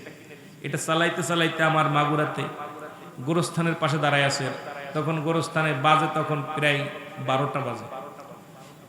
আমরা জোহরের নামাজের পরে জানাজা হবে। আর আমার গোরস্থানটা অনেক বড় গোরস্থান আমার এলাকার। এই গোরস্থানে দিনের বেলা যাইতে ভয় করে, একটা কেমন যেন একটা ভিতরে একটা ভয় ভীতি লাগে, গাছগাছালি ভরা। আমার ছেলে যায় দেখি গোরস্থানের পাশে দাঁড়িয়ে আছে, যায় দেখি আমি আমার ছেলেকে বলতো, বাবা তুমি এখানে কেন? কাব্বু দাদা এখানে কেমনে থাকবো, বাতি নাই, লাইট নাই, কিছু নাই, বিছনা নাই, কেমনে থাকবো? তা আমার বাবারা কত বড় টাকাওয়ালা বাড়িওয়ালা, যাদের ভয়ে থরথর করে এলাকার মানুষ কাঁপতো, এরা দুনিয়া থেকে চলে গেছে। অনেকের কবর উপর দিয়ে কুত্তা শিয়ালে পায়খানা করে, অনেকের কবর উপরে গরু ছাগলে আপনার ঘাস খায়, অনেকের কবরের অস্তিত্ব নাই, ভেঙে গেছে, ছেলেরা খবর নেই। দেখা যায় 5 বছর পর ইমাম সাহেবরে জিগায়, হুজুর আমার আব্বার কবর কোনটা? মজ্জাম সাহেবরে জিগায়, আমার ছেলের কবর কোনটা? তার মানে বোঝা গেল ও কবরের পাশে সম্পর্ক ভালো না, কবরবাসীর সাথে সম্পর্ক নাই। আমার বাবারা এই সন্তান দুনিয়ার মধ্যে রেখে গেলেন, সন্তান রেখে গেছেন, এমন সন্তান যে সন্তান দ্বারা আপনি কখনো উপকারিত হওয়া সম্ভব নাই। সন্তানের জন্য জাহান্নামী। এই জন্যে সন্তান যেটাই বানান না কেন, সুসন্তান বানান, যে সন্তানগুলো আপনার জানাজা পড়তে পারবে, যে সন্তানগুলো আপনার দোয়া করতে পারবে, যে সন্তানগুলো আপনি ইন্তেকালের পরে কবরের পাশে দাঁড়ায় দাঁড়ায় দোয়া করতে পারে, সেই সন্তানগুলো রাখার দরকার আছে কিনা? জনগণ আছে কিনা? আপনারা ইঞ্জিনিয়ার বানান, দুঃখ নাই, জজ বানান, পুলিশ বানান, র‍্যাব বানান, দুঃখ নাই, কিন্তু সন্তানটাকে সর্বনিম্ন তাকে জানাজার নিয়মটা শিক্ষা দেন, তাকে কিছু সূরা কিরাত শিক্ষা দেন, কিছু হাদিস শিক্ষা দেন, হালাল হারাম যেটা বুঝতে পারে। এই জন্য সন্তানদেরকে আগে মাদ্রাসায় প্রশিক্ষণ দিয়া তাদেরকে লেখাপড়া করে একটা আলেম বানান। যখন এসে কোরআন বসবে, আপনি চিন্তা করেন যে আমার ছেলে আমার জানাজা পড়বে, আমার নাতি ছেলে আমার জানাজা পড়বে, এমন সুসন্তান বানিয়ে থুয়ে যান, তাহলে আপনি কবরে শান্তি পাবেন। নাই ওই সন্তান গাঁজাখোর, মদখোর, ঘুষখোর, অফিসে বয়া যারা ঘুষ খায়, দুর্নীতি করে। আমার বাবারা, আমি ছোট্টবেলা থেকে শুনতাম যে মানুষের মতো মানুষ হতে হবে। ছোট্টবেলা থেকে বাবাই বলতো মানুষের মতো মানুষ হতে হবে, মা বলতো মানুষের মতো মানুষ হতে হবে, আমার উস্তাদ বলতো মানুষের মতো মানুষ হতে হবে। তা আমি চিন্তা করতাম যে বাবা মা বলে মানুষের মতো মানুষ হতে হবে, আমিও মানুষ, মাও মানুষ, বাবাও মানুষ, উস্তাদও মানুষ, আমি তো মানুষই, আমি তো গরু না। এখন বুঝি কেন মানুষের মতো মানুষ হতে বলেছিল। এখন দেখলাম বিবেচনা করে, হিসাব করে, গবেষণা করে, যে সন্তান লেখাপড়া করে ঘুষ ছাড়া যাদের কলম চলে না, এরা কি মানুষ না মানুষ? জনে বলেন এরা কি মানুষ না মানুষ? যে সন্তান লেখাপড়া করে বড় ডিগ্রি নিয়ে এসে ডাক্তার হয়েছে, তাদের অপারেশন করে না টাকার জন্য। অনেক ডাক্তারে এত রুগী মারা যাচ্ছে আইসিইউর ভিতরে রেখে, মিথ্যা, মরা রুগী রেখে, মরা লাশ রেখে 5 দিন 6 দিন আইসিইউর ভিতরে রেখে টাকা আদায় করতেছে। এরা কি মানুষ না মানুষ? যারা বলেন মানুষ কা মানুষ। আবার সন্তান বিদেশ থেকে ডিগ্রি নিয়ে আসে। দেখেন, আমি আমার গবেষণায় পেয়েছি বাংলাদেশে, অন্য দেশের কথা বলবো না, বাংলাদেশে আমার গবেষণায় দেখছি সবচেয়ে দুর্নীতিবাজ হলো শিক্ষিত সমাজ। ঘুষখোর, সুদখোর, ব্যভিচারখোর পৃথিবীর মধ্যে সবচেয়ে 2 নম্বরই হলো আমাদের দেশের। আমার দেশের কৃষক ঘুষ খায় না, আমার দেশের আপনার ভ্যান চালক, রিক্সা চালক ঘুষ খায় না, কিন্তু আমার দেশে বড় বড় ডিগ্রি নিয়ে চেয়ারের মধ্যে বয়া লক্ষ লক্ষ টাকা ঘুষ লেনদেন করে। জোরে বলেন ঠিক কিনা? এরা কি মানুষ না মানুষ? জোরে বলেন মানুষ কি অমানুষ? আপনি অমানুষের বাবা, আপনি ঘুষখোরের বাবা, আপনি সুদখোরের বাবা, আপনি জিনাখোরের বাবা, আপনি কপাল ঘষতে ঘষতে চুলে ফেলছেন, আর ওই ঘুষের টাকা দিয়ে হজ করে আসছেন। হজ করে এসে আপনি হাজী সাহেব তসবি টিপতেছেন, অথচ আপনার ছেলে অফিসে বইয়া লক্ষ লক্ষ টাকা ঘুষ খাচ্ছে, অথচ আপনার ছেলে অফিসে বইয়া লক্ষ লক্ষ টাকা সুদের কারবার করতেছে, ঘুষের কারবার করতেছে। এই সন্তানের বাবা আপনি, সুতরাং আপনি মানুষ জন্ম দেন না, আপনি দিচ্ছেন অমানুষ জন্ম। সুতরাং আপনার নামাজ, রোজা, আপনার জিন্দেগি সব বরবাদ। জোরে বলেন ঠিক কিনা? আরো জোরে বলেন ঠিক কিনা? এই জন্য মানুষের মতো মানুষ হতে হবে। এখন বুঝি যে মানুষের মতো মানুষ কেন হতে বলেছিল। কেন আমার দেশে বড় বড় চেয়ার যাদের দখলে, কলম চলে না তাদের হাতে, আপনার ঘুষ ছাড়া তাদের কলম চলে না, তাহলে বোঝা গেল তাদেরকে আমরা মানুষ করতে পারি নাই, অমানুষ। এই যে গত পরশুদিনকে দেখলাম আপনার ফেসবুকের মধ্যে, দেখলাম এয়ারপোর্টে বিদেশ থেকে আমার বিদেশি ভাইয়েরা কত কষ্ট করে আপনার মালামাল বাবা মায়ের জন্য খাবার নিয়ে আসছে। এই চোরে এত লম্বা দাড়ি রাখছে, আমি মনে করি দাড়ি আলাদা, বদমাইশ গুলো তো দাড়ি রাখার এখতিয়ার নাই, রাসূলের সুন্নাত তরিকায় চলার এখতিয়ার তোর নাই। তুই ঘুষখোর, তুই সুদখোর, তুই মানুষের রক্ত চুষিস, এটা করার তোর অধিকার নাই। জোরে বলেন ঠিক কিনা? দেখলাম এত লম্বা দাড়ি নিয়ে মানুষের বাবা মায়ের জন্য খাবার নিয়ে এসে খাবার চুরি করে খাচ্ছে, এরপরে মোবাইল চুরি করে রাখতেছে, স্বর্ণ চুরি করে রাখতেছে, আবার মুখে রাসূলের সুন্নাত রাখছে। এটা দেখে আর অন্য মানুষ আমাদেরকে উপহাস করে। আসলে চোরে কখনো আপনার স্যান্ডেল নামাজ মুসল্লি কখনো স্যান্ডেল চুরি করে না, চোরে কখনো নামাজ পড়েন মুসল্লি হয় না। সুতরাং মুসল্লি সাজে চোরে, জোরে বলেন ঠিক কিনা? ওরা লিবাস পরা শয়তান, ওরা আলেমদের কলঙ্ক করতে চায় না।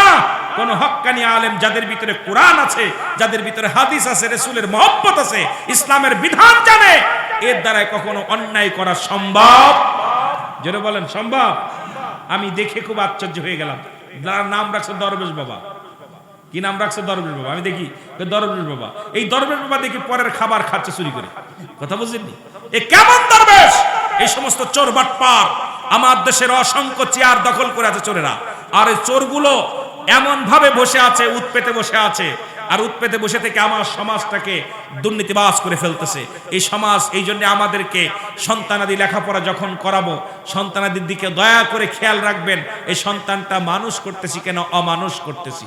এই জন্যে হযরত উমর ফারুক রাদিয়াল্লাহু তাআলা আনহু, রাসূল পাক সাল্লাল্লাহু আলাইহি সাল্লামের দ্বিতীয় খলিফা হযরত উমর ফারুক রাদিয়াল্লাহু তাআলা আনহু, উনার কদমে এক বৃদ্ধা তার সন্তানকে হাত ধরে টানতে টানতে নিয়ে চলে আসছে। বলছে, আমিনুল মুমিনিন, আমার সন্তানের বিচার করা লাগবে, খেয়াল করবেন। হাত ধরে টানতে নিয়ে চলে আসছে। হযরত উমর ফারুক কেমন মানুষ ছিল? তৎকালীন জামানার মধ্যে সাহাবীদের মধ্যে সবচেয়ে রাগান্বিত সাহাবী এবং ন্যায় নীতির পরে এত অটল ছিল হযরত উমর ফারুক রাদিয়াল্লাহু তাআলা। যে রাস্তাতে যাইতেন ওই রাস্তায় শয়তান প্রবেশ করতে ভয় পেতেন। সুবহানাল্লাহ বলেন না? আর একটু জোরে বলেন। কেমন খলিফা ছিলেন! আর তার কদমের মধ্যে বৃদ্ধা মানুষ, ছেলের সঙ্গে পারে নাই, ছেলের হাত ধরে টানতে টানতে নিয়ে আসে, হুজুর আমার ছেলের বিচার করা লাগবে, বিচার করা লাগবে। খলিফা উমর ফারুক ডাকতে বলে, বৃদ্ধা, ও কি তোমার জন্মদাতা সন্তান? বলে, জি আমার সন্তান। বলে, ছেলের বিচার করার জন্য আমার কদমের মধ্যে আনছেন? বলে, হুজুর আমি বুড়া মানুষ, ছেলের সঙ্গে বলও পারি না, আর আমার কথাও রাখে না। আমি বড় আশা করে আপনার কাছে আনছি, আপনি ন্যায় পরায়ণ বাদশা, আপনি ন্যায় বিচারক, আপনার কদমের মধ্যে আমার ছেলেটাকে আনলাম, আমার ছেলেটার বিচার করা লাগবে। খলিফা হযরত উমর ফারুক রাদিয়াল্লাহু তাআলা আনহু ডাকতে বলে, বাবা আপনি বৃদ্ধ মানুষ, বয়স্ক মানুষ, সন্তান কি এমন অপরাধ করছে যে অপরাধের জন্য আপনি আমার কদমের মধ্যে আনছেন? কি এমন অপরাধ করছে আমার কদমের মধ্যে আনছেন? কথা বুঝলেন? সন্তানের বিচার চায় বাবা, আর আমার দেশের সন্তানের পক্ষে জিনাখোর বাবা, জিনাখোর সন্তানের পক্ষ নেয় বাবা। আমি তোদের বলে যাই, সুদখোর, ঘুষখোর, জিনাখোর সন্তানের পক্ষ নিবি না। কারণ হলো ওই সন্তানের জন্য আমাদের জন্য জাহান্নাম। জোরে বলেন ঠিক কিনা? খলিফা হযরত উমর ফারুক রাদিয়াল্লাহু তাআলা আনহু ডাকতে বলে, বৃদ্ধা, কি এমন গুরুতর অপরাধ করছে আমাকে একটু বলেন।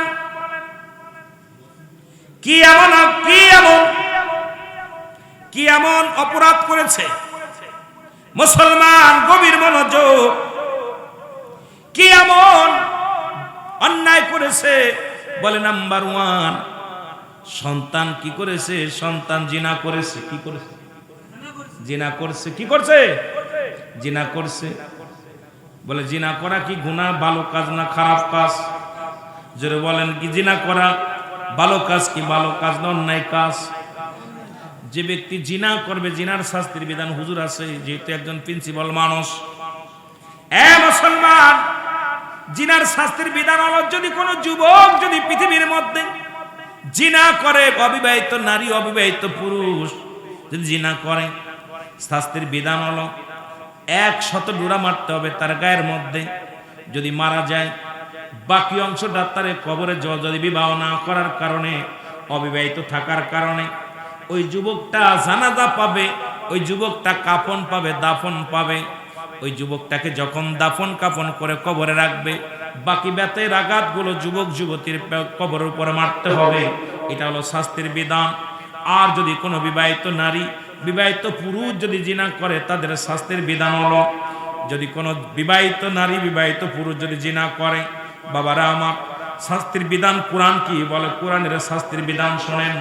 বলতেছে ওই যুবককে, ওই নারী এবং পুরুষকে নাভি পর্যন্ত এই বুক পর্যন্ত মাটি নিজেই পুঁততে হবে, কঙ্কাল নিক্ষেপ করতে হবে, পাথর ছুঁড়ে মারতে হবে। যতক্ষণ পর্যন্ত মৃত্যুবরণ না করবে ততক্ষণ পর্যন্ত মারা বন্ধ হবে না। যখন দেখবেন নিশ্চিত মারা গেছে, মারা যাওয়ার পর এই ব্যক্তির লাশটা উত্তোলন করবে। কোনো মুসলমান বিবাহিত নারী বিবাহিত পুরুষ কোনো দাফন পাবে না, বিবাহিত নারী বিবাহিত পুরুষ কোনো কাফন পাবে না, বিবাহিত নারী বিবাহিত পুরুষ কোনো জানাজা পাবে না। এই দিবালয়ে মানুষের সামনে কুকুর শিয়ালদের লাশটা খাওয়া দিতে হবে।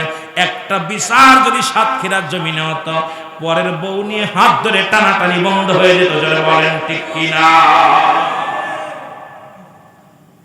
বিবাহিত নারী বিবাহিত পুরুষ এরা কোনো জানাজা পাবে না, কাফন পাবে না, দাফন পাবে না।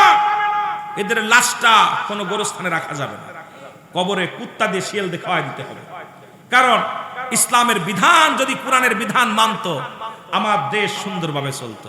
কিন্তু আমরা কি করি? একজন জিনা করলে সে টাকা ছাড়া আরো আমাদের দেশের মাতবার, চেয়ারম্যান, মেম্বার সব তাদের পক্ষ নেয়।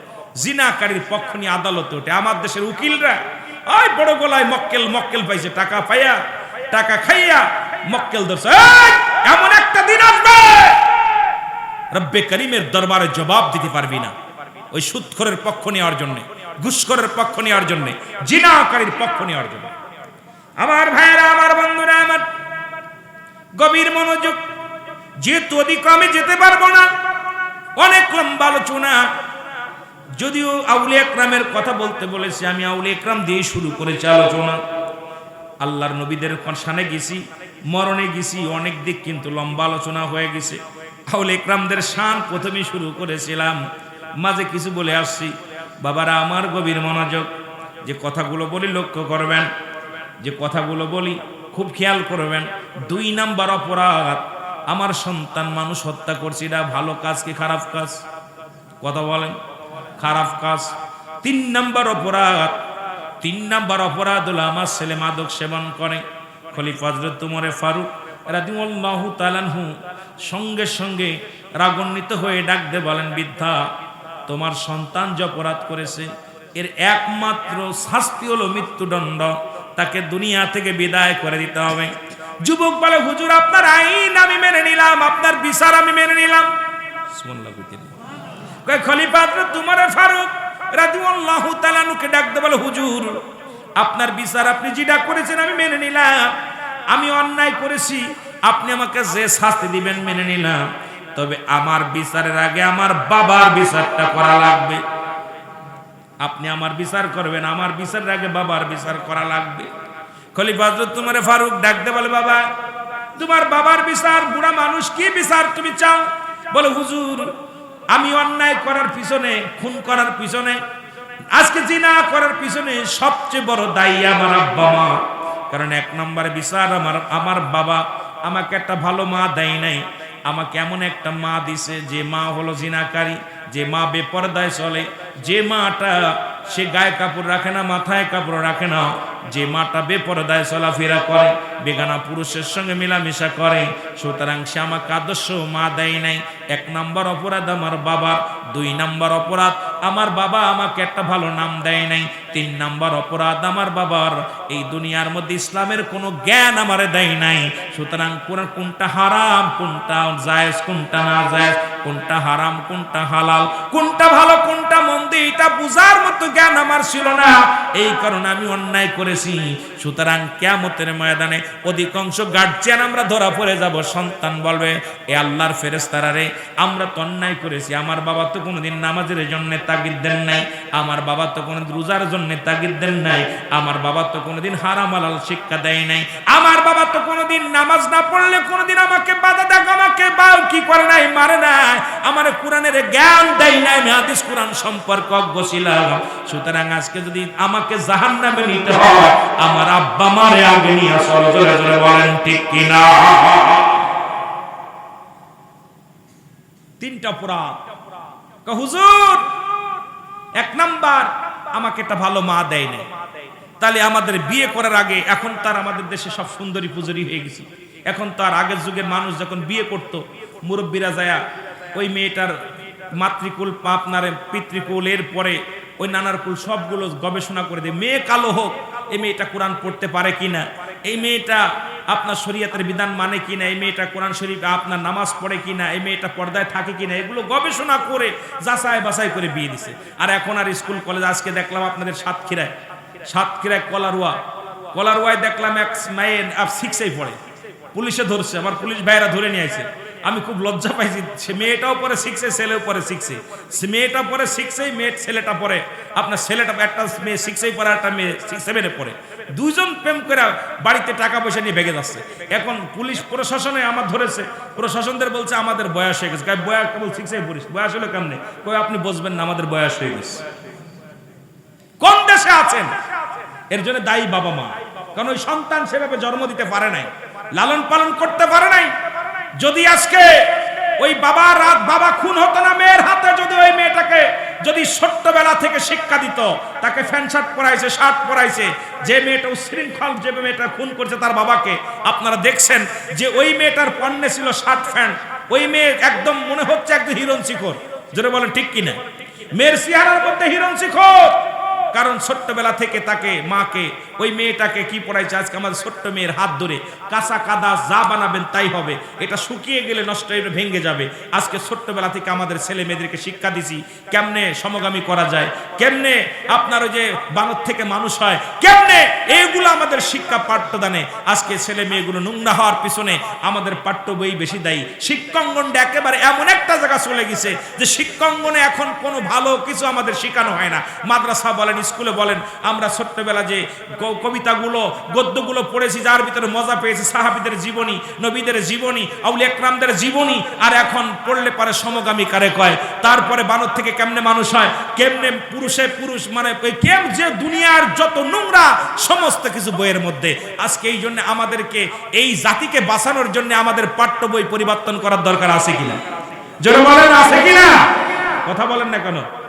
আমার বাবারা, আমি খুব কষ্ট পেয়েছি যে বাবার খুন করে বাবার নামে তহমাত দিছে একজন বাবা, সমস্ত বাবাকে দায়ী করেছে। একটা সবচেয়ে একটা নোংরা জিনাকারী সমকামী মেয়ে, সে বাবা জাতির কলঙ্ক। অথচ এই বাবা মার প্রতি কত সম্মান, কত রাসূল আকরাম সাল্লাল্লাহু আলাইহি সাল্লাম পিতা মাতার কথা বলতে যায়, রাসূল আকরাম সাল্লাল্লাহু আলাইহি সাল্লাম বাবারে কত ভালোবাসতেন, সম্মান করতেন। দেখেন না আমার রাসূল পাক সাল্লাল্লাহু আলাইহি সাল্লাম পিতা মাতার বিষয়ে যে এত সুন্দর আলোচনা করেছেন, নবীজি এমন সুন্দরভাবে পিতা মাতার সঙ্গে ব্যবহার করেছেন, সেই পিতা মাতাকে আজকে সারা বাংলাদেশে পিতা জাতিকে কলঙ্ক করেছে যে পিতা তার সঙ্গে অবৈধ কাজ করেছে। সুতরাং এই মেয়েকে আমি মনে করি দিবালয়ে মানুষের সামনে তাকে টুকরা টুকরা করে কুকুর শিয়াল দিয়ে খাওয়াই দেওয়া উচিত। জোরে বলেন ঠিক কিনা? সে যদি দোষী হয়, যে বাবা নামের কলঙ্ক, যে সমস্ত বাবারা এখনো এর থেকে শিক্ষা না নেন, এই মেয়ে থেকে শিক্ষা না নেন, যে মেয়ে যদি উশৃঙ্খল অবস্থায় জন্ম হয়, ওই মেয়ে যদি উশৃঙ্খল হয়, বেপরদায় চলে, ওই মেয়ে যদি শর্ট কাপড় পরে, ওই মেয়ে যদি বুরকা না পরে, ওই মেয়ে যদি বেপরদায় চলে, ওই মেয়ের হাতে আপনি যেমন ওর বাবা খুন হয়েছে, তদ্রূপ আপনার মেয়েও আপনাকে জাহান্নামে নিবে। যদিও খুন না হন, ওই মেয়ের কারণে আপনি জাহান্নামে যাবেন। এই জন্য আপনাদেরকে অনুরোধ করব, আপনাদের যারা কন্যা সন্তান আছে তাদেরকে ইসলামের বিধান অনুযায়ী লালন পালন করার দরকার আছে কিনা? জোরে বলেন আছে কিনা? একটু মহব্বতের সঙ্গে দুরূদ শরীফ পড়ুন। আল্লাহুম্মা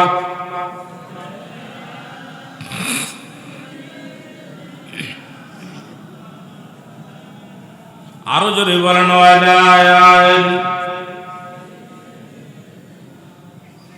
ইতিহাস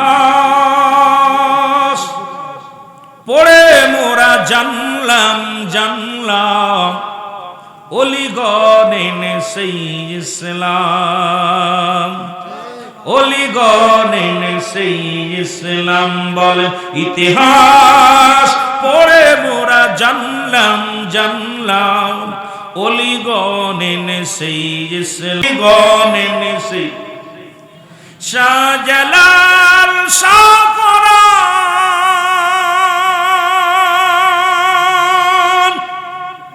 খাজাইনপুরি খাজা ফরিদপুরি, এইরাই তো এনে ইরাই তো এনেছে ইসলাম, হযরত পীর কাঙ্গালি ইরাই তো এনেছে ইসলাম, খানজানালি শাহপরান ইরাই তো এনেছে ইসলাম।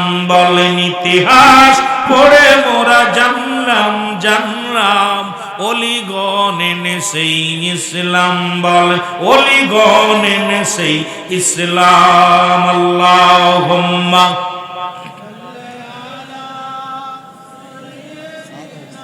ঠান্ডা গেছে।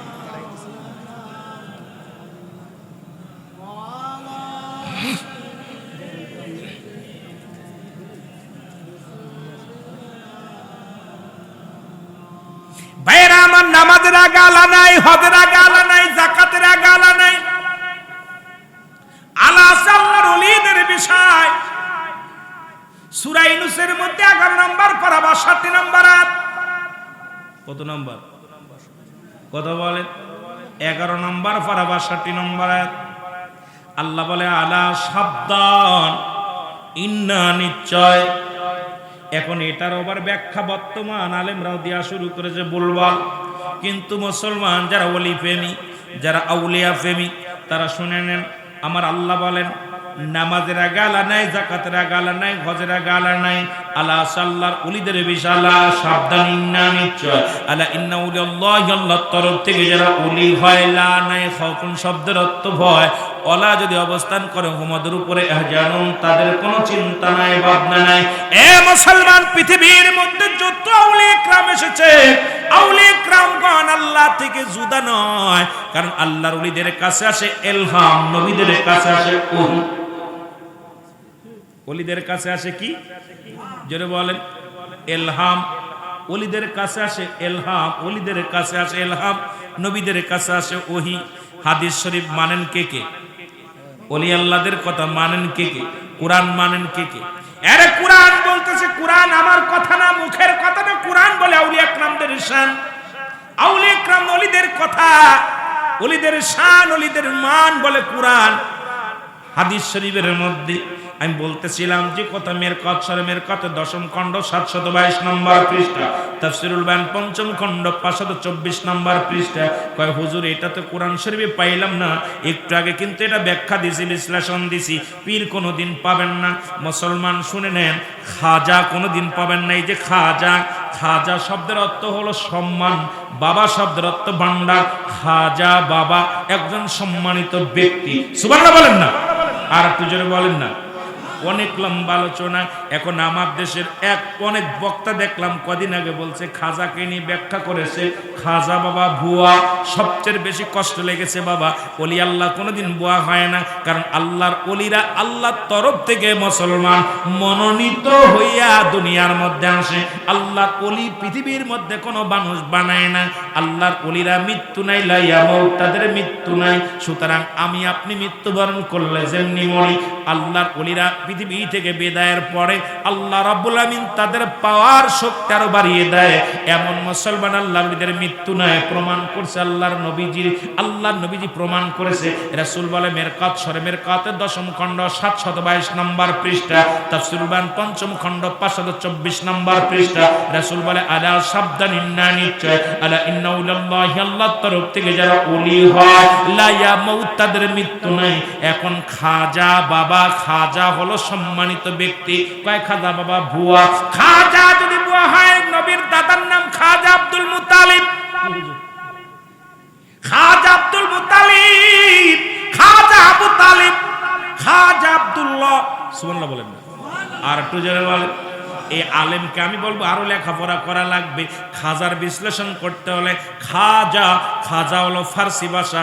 খাজা শব্দের অর্থ সম্মান, বাবা, বাবা শব্দের অর্থ ভান্ডার বা দয়া, একজন সম্মানিত ব্যক্তি। সুতরাং আল্লাহর ওলিদের নামের পিছে খাজা বলা হয়। আরে হযরত লেখলেন, আলেম সাহেব তোমার নামের আগে জনাব লেখলা, হযরত লেখলা, হযরত শব্দের অর্থ সম্মান, তোমার নামে সম্মান করে হযরত লেখছে, আল্লাহর ওলিদের পিছে বাবা লেখছে, হযরত খাজা লেখছে।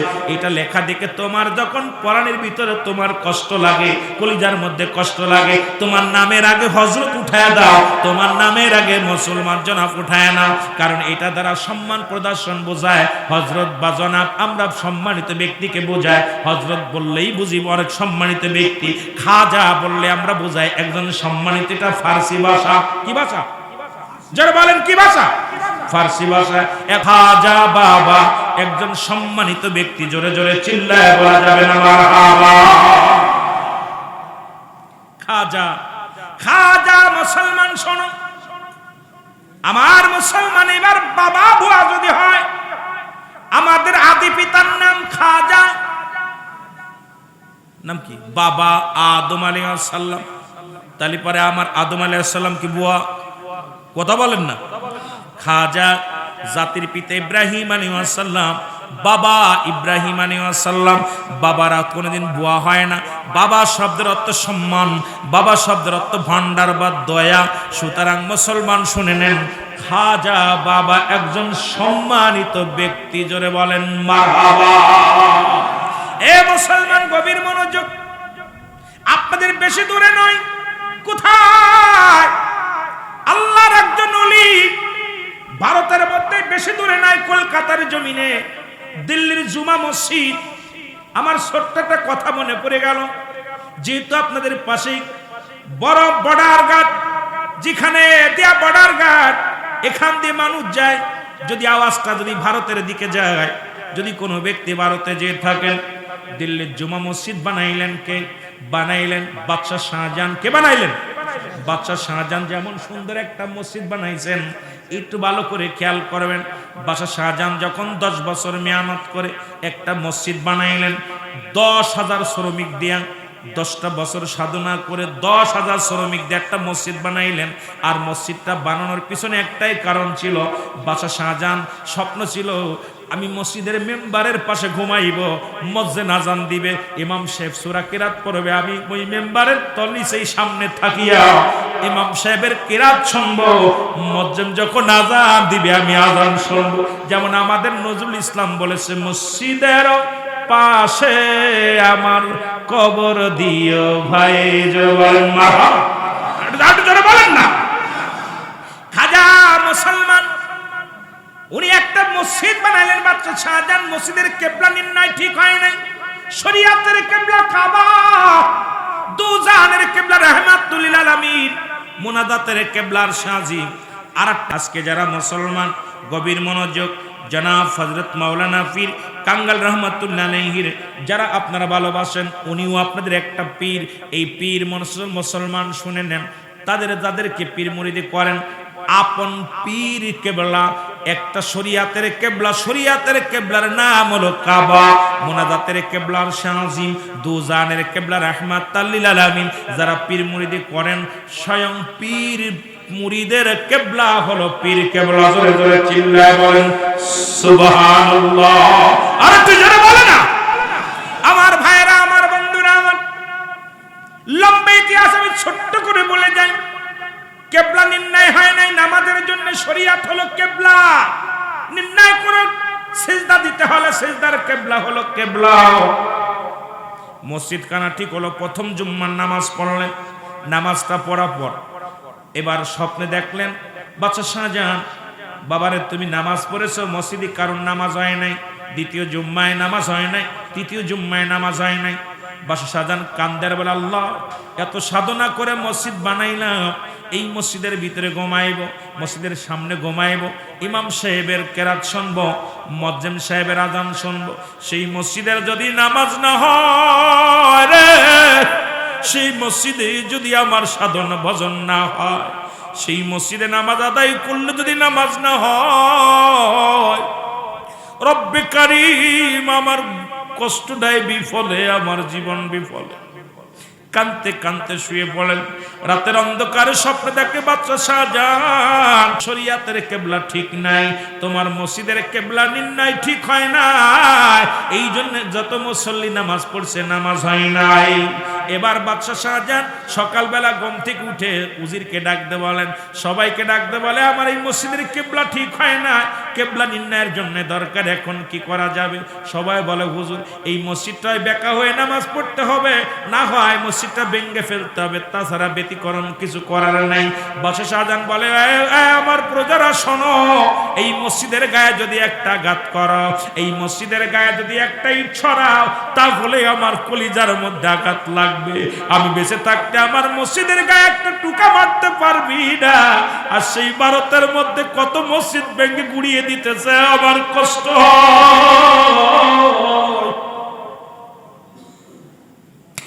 এরে মুসলমান, বাবরি মসজিদ ভেঙে মন্দির পা গেছে বলতেছিল, কিন্তু বাবরি মসজিদ ভাঙ্গা পর দেখা গেছে মসজিদের ভিতরে থেকে আর একটা মসজিদ বাইরে রয়েছে। আল্লাহ ও আমার রব্বে কারীম, ভারতের জমিনের মুসলমানদের ইজ্জত দাও, মুসলমানদের বিজয় দাও। অসংখ্য মসজিদগুলো ভেঙে গুড়িয়ে দিতেছে। আর মুসলমান কোনোদিন যদি মুসলমান কোনোদিন মন্দির দখল করে কি বানান নাই, তারা কোনোদিন মসজিদ বানায় নাই। আজকে নরেন্দ্র মোদী এই জানোয়ারটা মুসলমানদের মসজিদগুলো গুঁড়ো করে দিতেছে। তাদের ধারণা আমরা মুসলমানেরা জোর দখল করে রয়েছি। মুসলমান আজকে ভারতের মুসলমান নির্যাতিত হয়, ভারতের মুসলমান মা বোনেরা ঘর থেকে বাইর হতে পারে না। আমার মা বোনদের গায়ের বুরকাগুলো খুলে নেয়, মসজিদ থেকে তাদের মুসল্লিদেরকে পিটায় বাইর করা হয়। ওই ভারতের হিন্দু পুলিশেরা মুসলমানদের পিছন থেকে লাথি মেরে মেরে তাদের সামনে ফেলে তো জমিনের মধ্যে ঝড়ে। রব্বে কারীম, তোমার কি দয়া লাগে না? তুমি আরেক জাত আবাবিল পাখি পাঠিয়ে দিয়া ভারত রাজ্যকে তুমি ধূলিসাৎ করে দাও, ওই অমুসলিমদেরকে ধূলিসাৎ করে দাও। জোরে জোরে চিল্লায় বলা যাবে আল্লাহু আকবার। এ মুসলমান, ভারতের কান্না যেহেতু প্রতিবেশী রাষ্ট্র, আমাদের প্রতিবেশী রাষ্ট্র বড় কষ্ট হয়, তাদের অপরাধ কি? অথচ আমি গুনাহগার, একাধিকবার ভারতে গিয়েছি, আমি গুনাহগার, দেখেছি ভারতে যত হিন্দুরা যত শান্তির মধ্যে আছে, তার দ্বিগুণ শান্তি বাংলাদেশের হিন্দুরা আছে। তারপরও দাদার কাছে নালিশ দেয়, এই জন্য বড় কষ্ট হয়। আরে ভারত, আমার বাংলাদেশে 92% মুসলমান, সেখানে কয়েক ঘরে হিন্দু, তারাও ফ্যান ঢাকা শহরে শুয়োর জব করে খায়, চট্টগ্রামে শুয়োর জব করে খায়, আপনাদের সাতক্ষীরাতে শুয়োর জব করে খায়, যশোরে হিন্দুরা শুয়োর জব করে খায়। আমরা তো কোনোদিন বাধা দিই নাই। আর যেখানে 42 কোটি মুসলমান ভারতের জমিনে, সেখানে গরু জবার অপরাধে তাদেরকে হত্যা করা হয়। যেমনি বাংলাদেশে গরু গোবিন্দ হত্যা করেছিল বুরহানুদ্দিনকে, বুরহানুদ্দিনের কলিজার টুকরার যখন আকিকা করেছিল। এই বাংলার মুসলমানেরা শুনে না, আল্লাহর ওলিদের অবদান শুনে না। শাহজালাল ইয়েমেনির রাজ্যে ওই সিলেটের জমিনে বুরহানুদ্দিনের কলিজার টুকরা সন্তান সুন্নাতে রাসূল আকিকা করার জন্য যখন সন্তানের জন্য গরু কুরবানি করি আকিকা করলো, এই আকিকার গোশতগুলো মানুষের ভিতর বন্টন করে দিল, খাওয়াইলো। এটা মুসলমান একটা শিং বা একটা কান নিয়ে গরু গোবিন্দর বাড়ির সামনে ফেলাইলো।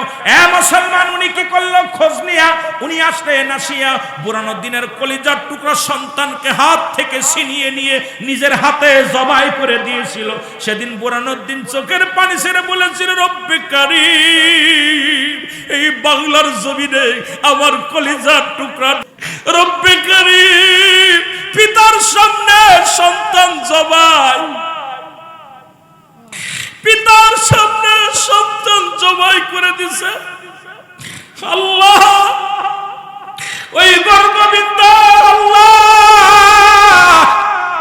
এমন একটা দিন যেন হয় বাংলার প্রতিটা প্রত্যন্ত অঞ্চলে যেন গরু কুরবানি হয়, আমার মতো আর কোন সন্তান যেন জবাই করা না লাগে। তাহলে আজকে যারা গরুর গোশত খাও, এর জন্য অবদান আল্লাহর ওলিদের আছে কি না?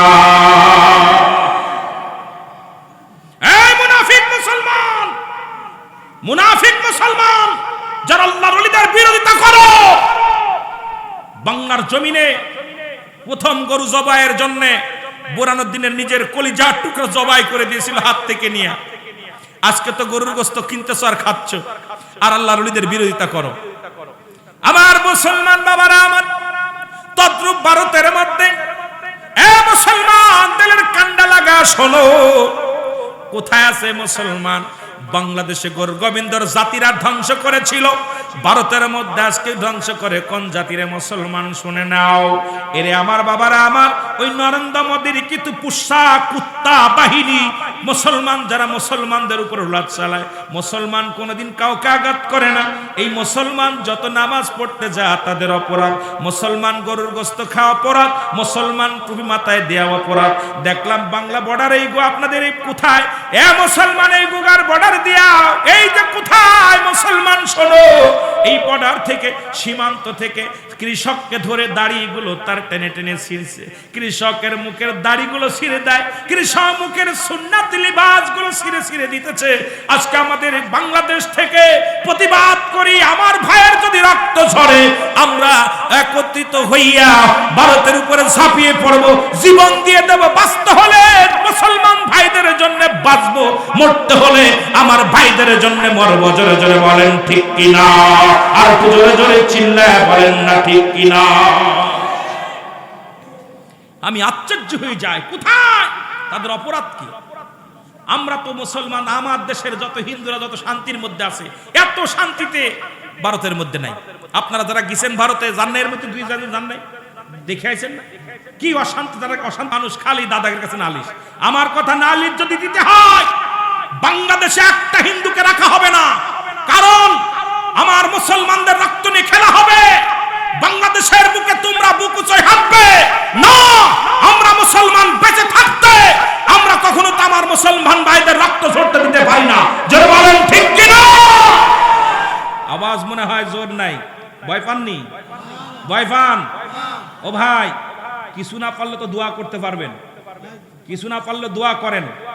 কারণ আজকে কোথায় ওই যে ইসরায়েলের জানোয়াররা শুরু করেছে, কোথায় ফিলিস্তিনের উপরে আক্রমণ করতেছে। যদিও আমরা যেতে না পারি, এখান থেকে কি দোয়াটা করতে পারবো না?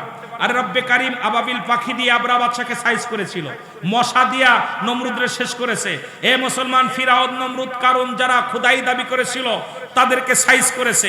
আমার বাবারা, আমি নাম বলতে চাই না, অসংখ্য যারা পৃথিবীর মধ্যে বেশি বাড়তে বাড়তে সীমা লঙ্ঘন করেছে, রব্বে কারিম তাদেরকে এক ওসিলায় ফেলে দিছে। জোরে বলেন ঠিক কিনা? জোরে বলেন ঠিক কিনা? সুতরাং বড় কষ্ট হয়। বাদশা শাহজাহান কি করলেন? উজির বলেন, মনের ভালো করে খেয়াল করবেন। উজির ডাকতে বলে, হুজুর আপনার মসজিদ যদি ভাঙ্গা না লাগে, তাহলে এই জামানার মধ্যে একজন আল্লাহর ওলি আছে, যার নাম হলো নিজামউদ্দিন আউলিয়া। নাম কি? জোরে বলেন, নাম কি? নিজামউদ্দিন আউলিয়া। হুজুর উনার দরবারে যান, উনি একটা পরামর্শ দিবে। আউলিয়ার দপ্তরে গেলেন, নিজামউদ্দিন আউলিয়ার দপ্তরে। নিজামউদ্দিনকে ডাক দিন, আসসালামু আলাইকুম হুজুর, আপনার কদমে আসছি। বলে কিসের জন্য আসছো? বলে হুজুর আমি একটা মসজিদ বানাইছি, মসজিদের কেবলা নির্ণয় হয় নাই, এই জন্য নামাজ হয় না, আপনি দয়া করে আমাকে একটা পরামর্শ দেন। নিজামউদ্দিন আউলিয়া কয়, বাবা এই দায়িত্ব আমার দেয় নাই, এই দায়িত্ব আছে। যদি আপনার মসজিদ ঠিক করতে হয়, দিল্লির এই জঙ্গলের মধ্যে, দিল্লির জঙ্গল কোথায়? ভারতের মধ্যে জঙ্গল আছে, এই দিল্লির জঙ্গলের মধ্যে একজন আল্লাহর ওলি বাস করে। আল্লাহর ওলি যদি খোঁজ পাইতে পান, এই আল্লাহর ওলির সন্ধান যদি পান, ওই ব্যক্তি আপনার দিবে, মসজিদটা ঠিক করে একটা পরামর্শ দিবে। বলে হুজুর তার নাম কি? কয় তার নাম হলো আল্লাহর ওলি হারে বারেশা রাহমাতুল্লাহ আলাইহি। জোরে বলেন না মারহাবা? আর একটু জোরে বলেন মারহাবা। আল্লাহর ওলি হারে বারেশা রাহমাতুল্লাহ আলাইহি। বলে হুজুর তারে কেমনে পাবো? বলে টেনশন কোনো করো না, খাবার পানি নিয়ে চলে যাও দিল্লির জঙ্গলে। দিল্লির জঙ্গলের মধ্যে চলে গেলেন। বাদশা শাহজাহান যায়, সপ্তাহ কেটে যায়, 15 দিন পার হয়ে গেল, খুঁজে কোথাও পায় না। হঠাৎ করে দেখে একজন পাগল, গায়ের মধ্যে বড় বড় লোম হয়ে গেছে, পণ্যে গায়ের মধ্যে কাপড় নাই, পণ্যে কাপড় আছে।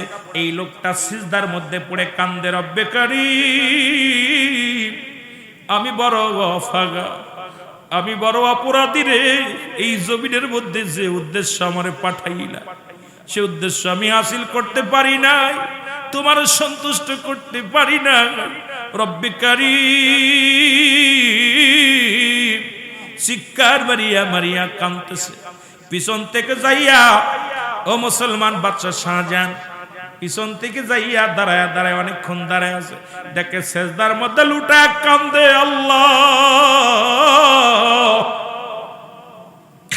আমার যে দায়িত্ব দিয়া দুনিয়ার মধ্যে পাঠাইলা, আমি গুনাহগার, সেই দায়িত্ব পালন করতে পারি না, আমারে তুমি ক্ষমা করো। চোখের পানিগুলো সেরে সেরে কাঁদতেছে সিজদার মধ্যে পড়ে। এমন সময় সিজদা যখন উঠাইলেন, উঠানোর পর সিজদা থেকে উঠানোর পর বাদশাহ শাহজাহান সালাম দা, সালামু আলাইকুম। ওয়ালাইকুম আসসালাম। বাবারে তুমি কি দিল্লির বাদশাহ শাহজাহান? জোরে জোরে চিল্লায় বলা যাবে না মারহাবা। ও তারে মাটিতেও খায় না, জমেও শোয় না, নবীর প্রেমিক যে জনা, তারে মাটিতেও খায় না, জমেও শোয় না, নবীর প্রেমিক যে জনা। জোরে বলেন, তারে মাটিতেও খায় না, জমেও শোয় না, নবীর প্রেমিক যে জনা। কামেল পীর যে জনে, মরণ নাই সংসারে, দেখো না হাদিস কুরআন খুঁজিয়া। আল্লাহর ওলি যে জনে আছেন জিন্দা, যে দেখো না হাদিস কুরআন খুঁজিয়া। তারে মাটিতেও খায় না, জমেও শোয় না, নবীর প্রেমিক যে জনা। তারে মাটিতেও খায় না, জমেও শোয় না, নবীর প্রেমিক যে জনা। হাদিসের ঘোষণা, কামেল পীর মরে না, কানার তাল হাদিস কুরআন পড়ে না। ঠিক কি না? কাদি মুড়ি গেছে, ও মরছে সামনে, আল্লাহর ওলিরাও মরছে সামনে। আরে হাদিসের ঘোষণা, কামেল পীর মরে না, কানার তাল হাদিস কুরআন পড়ে না। কামেল পীর যে জনে, মরণ নাই সংসারে, দেখো না হাদিস কুরআন খুঁজিয়া। তারে মাটিতেও খায় না, জমেও শোয় না, নবীর প্রেমিক যে জনা। তারে মাটিতেও খায় না, জমেও শোয় না, নবীর প্রেমিক যে জনা। আল্লাহুম্মা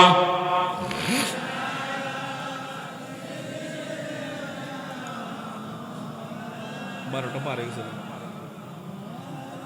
12টা পার হয়ে গেছে।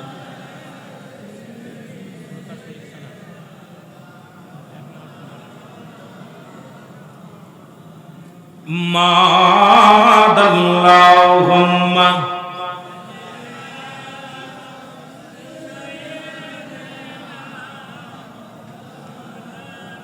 ওয়ালা আলি সাইয়্যিদিনা। এ ভাইরা আমার, বন্ধুরা আমার, গভীর মনোযোগ। এবার বাদশা শাহজাহান বলে, হুজুর, আবার আপনি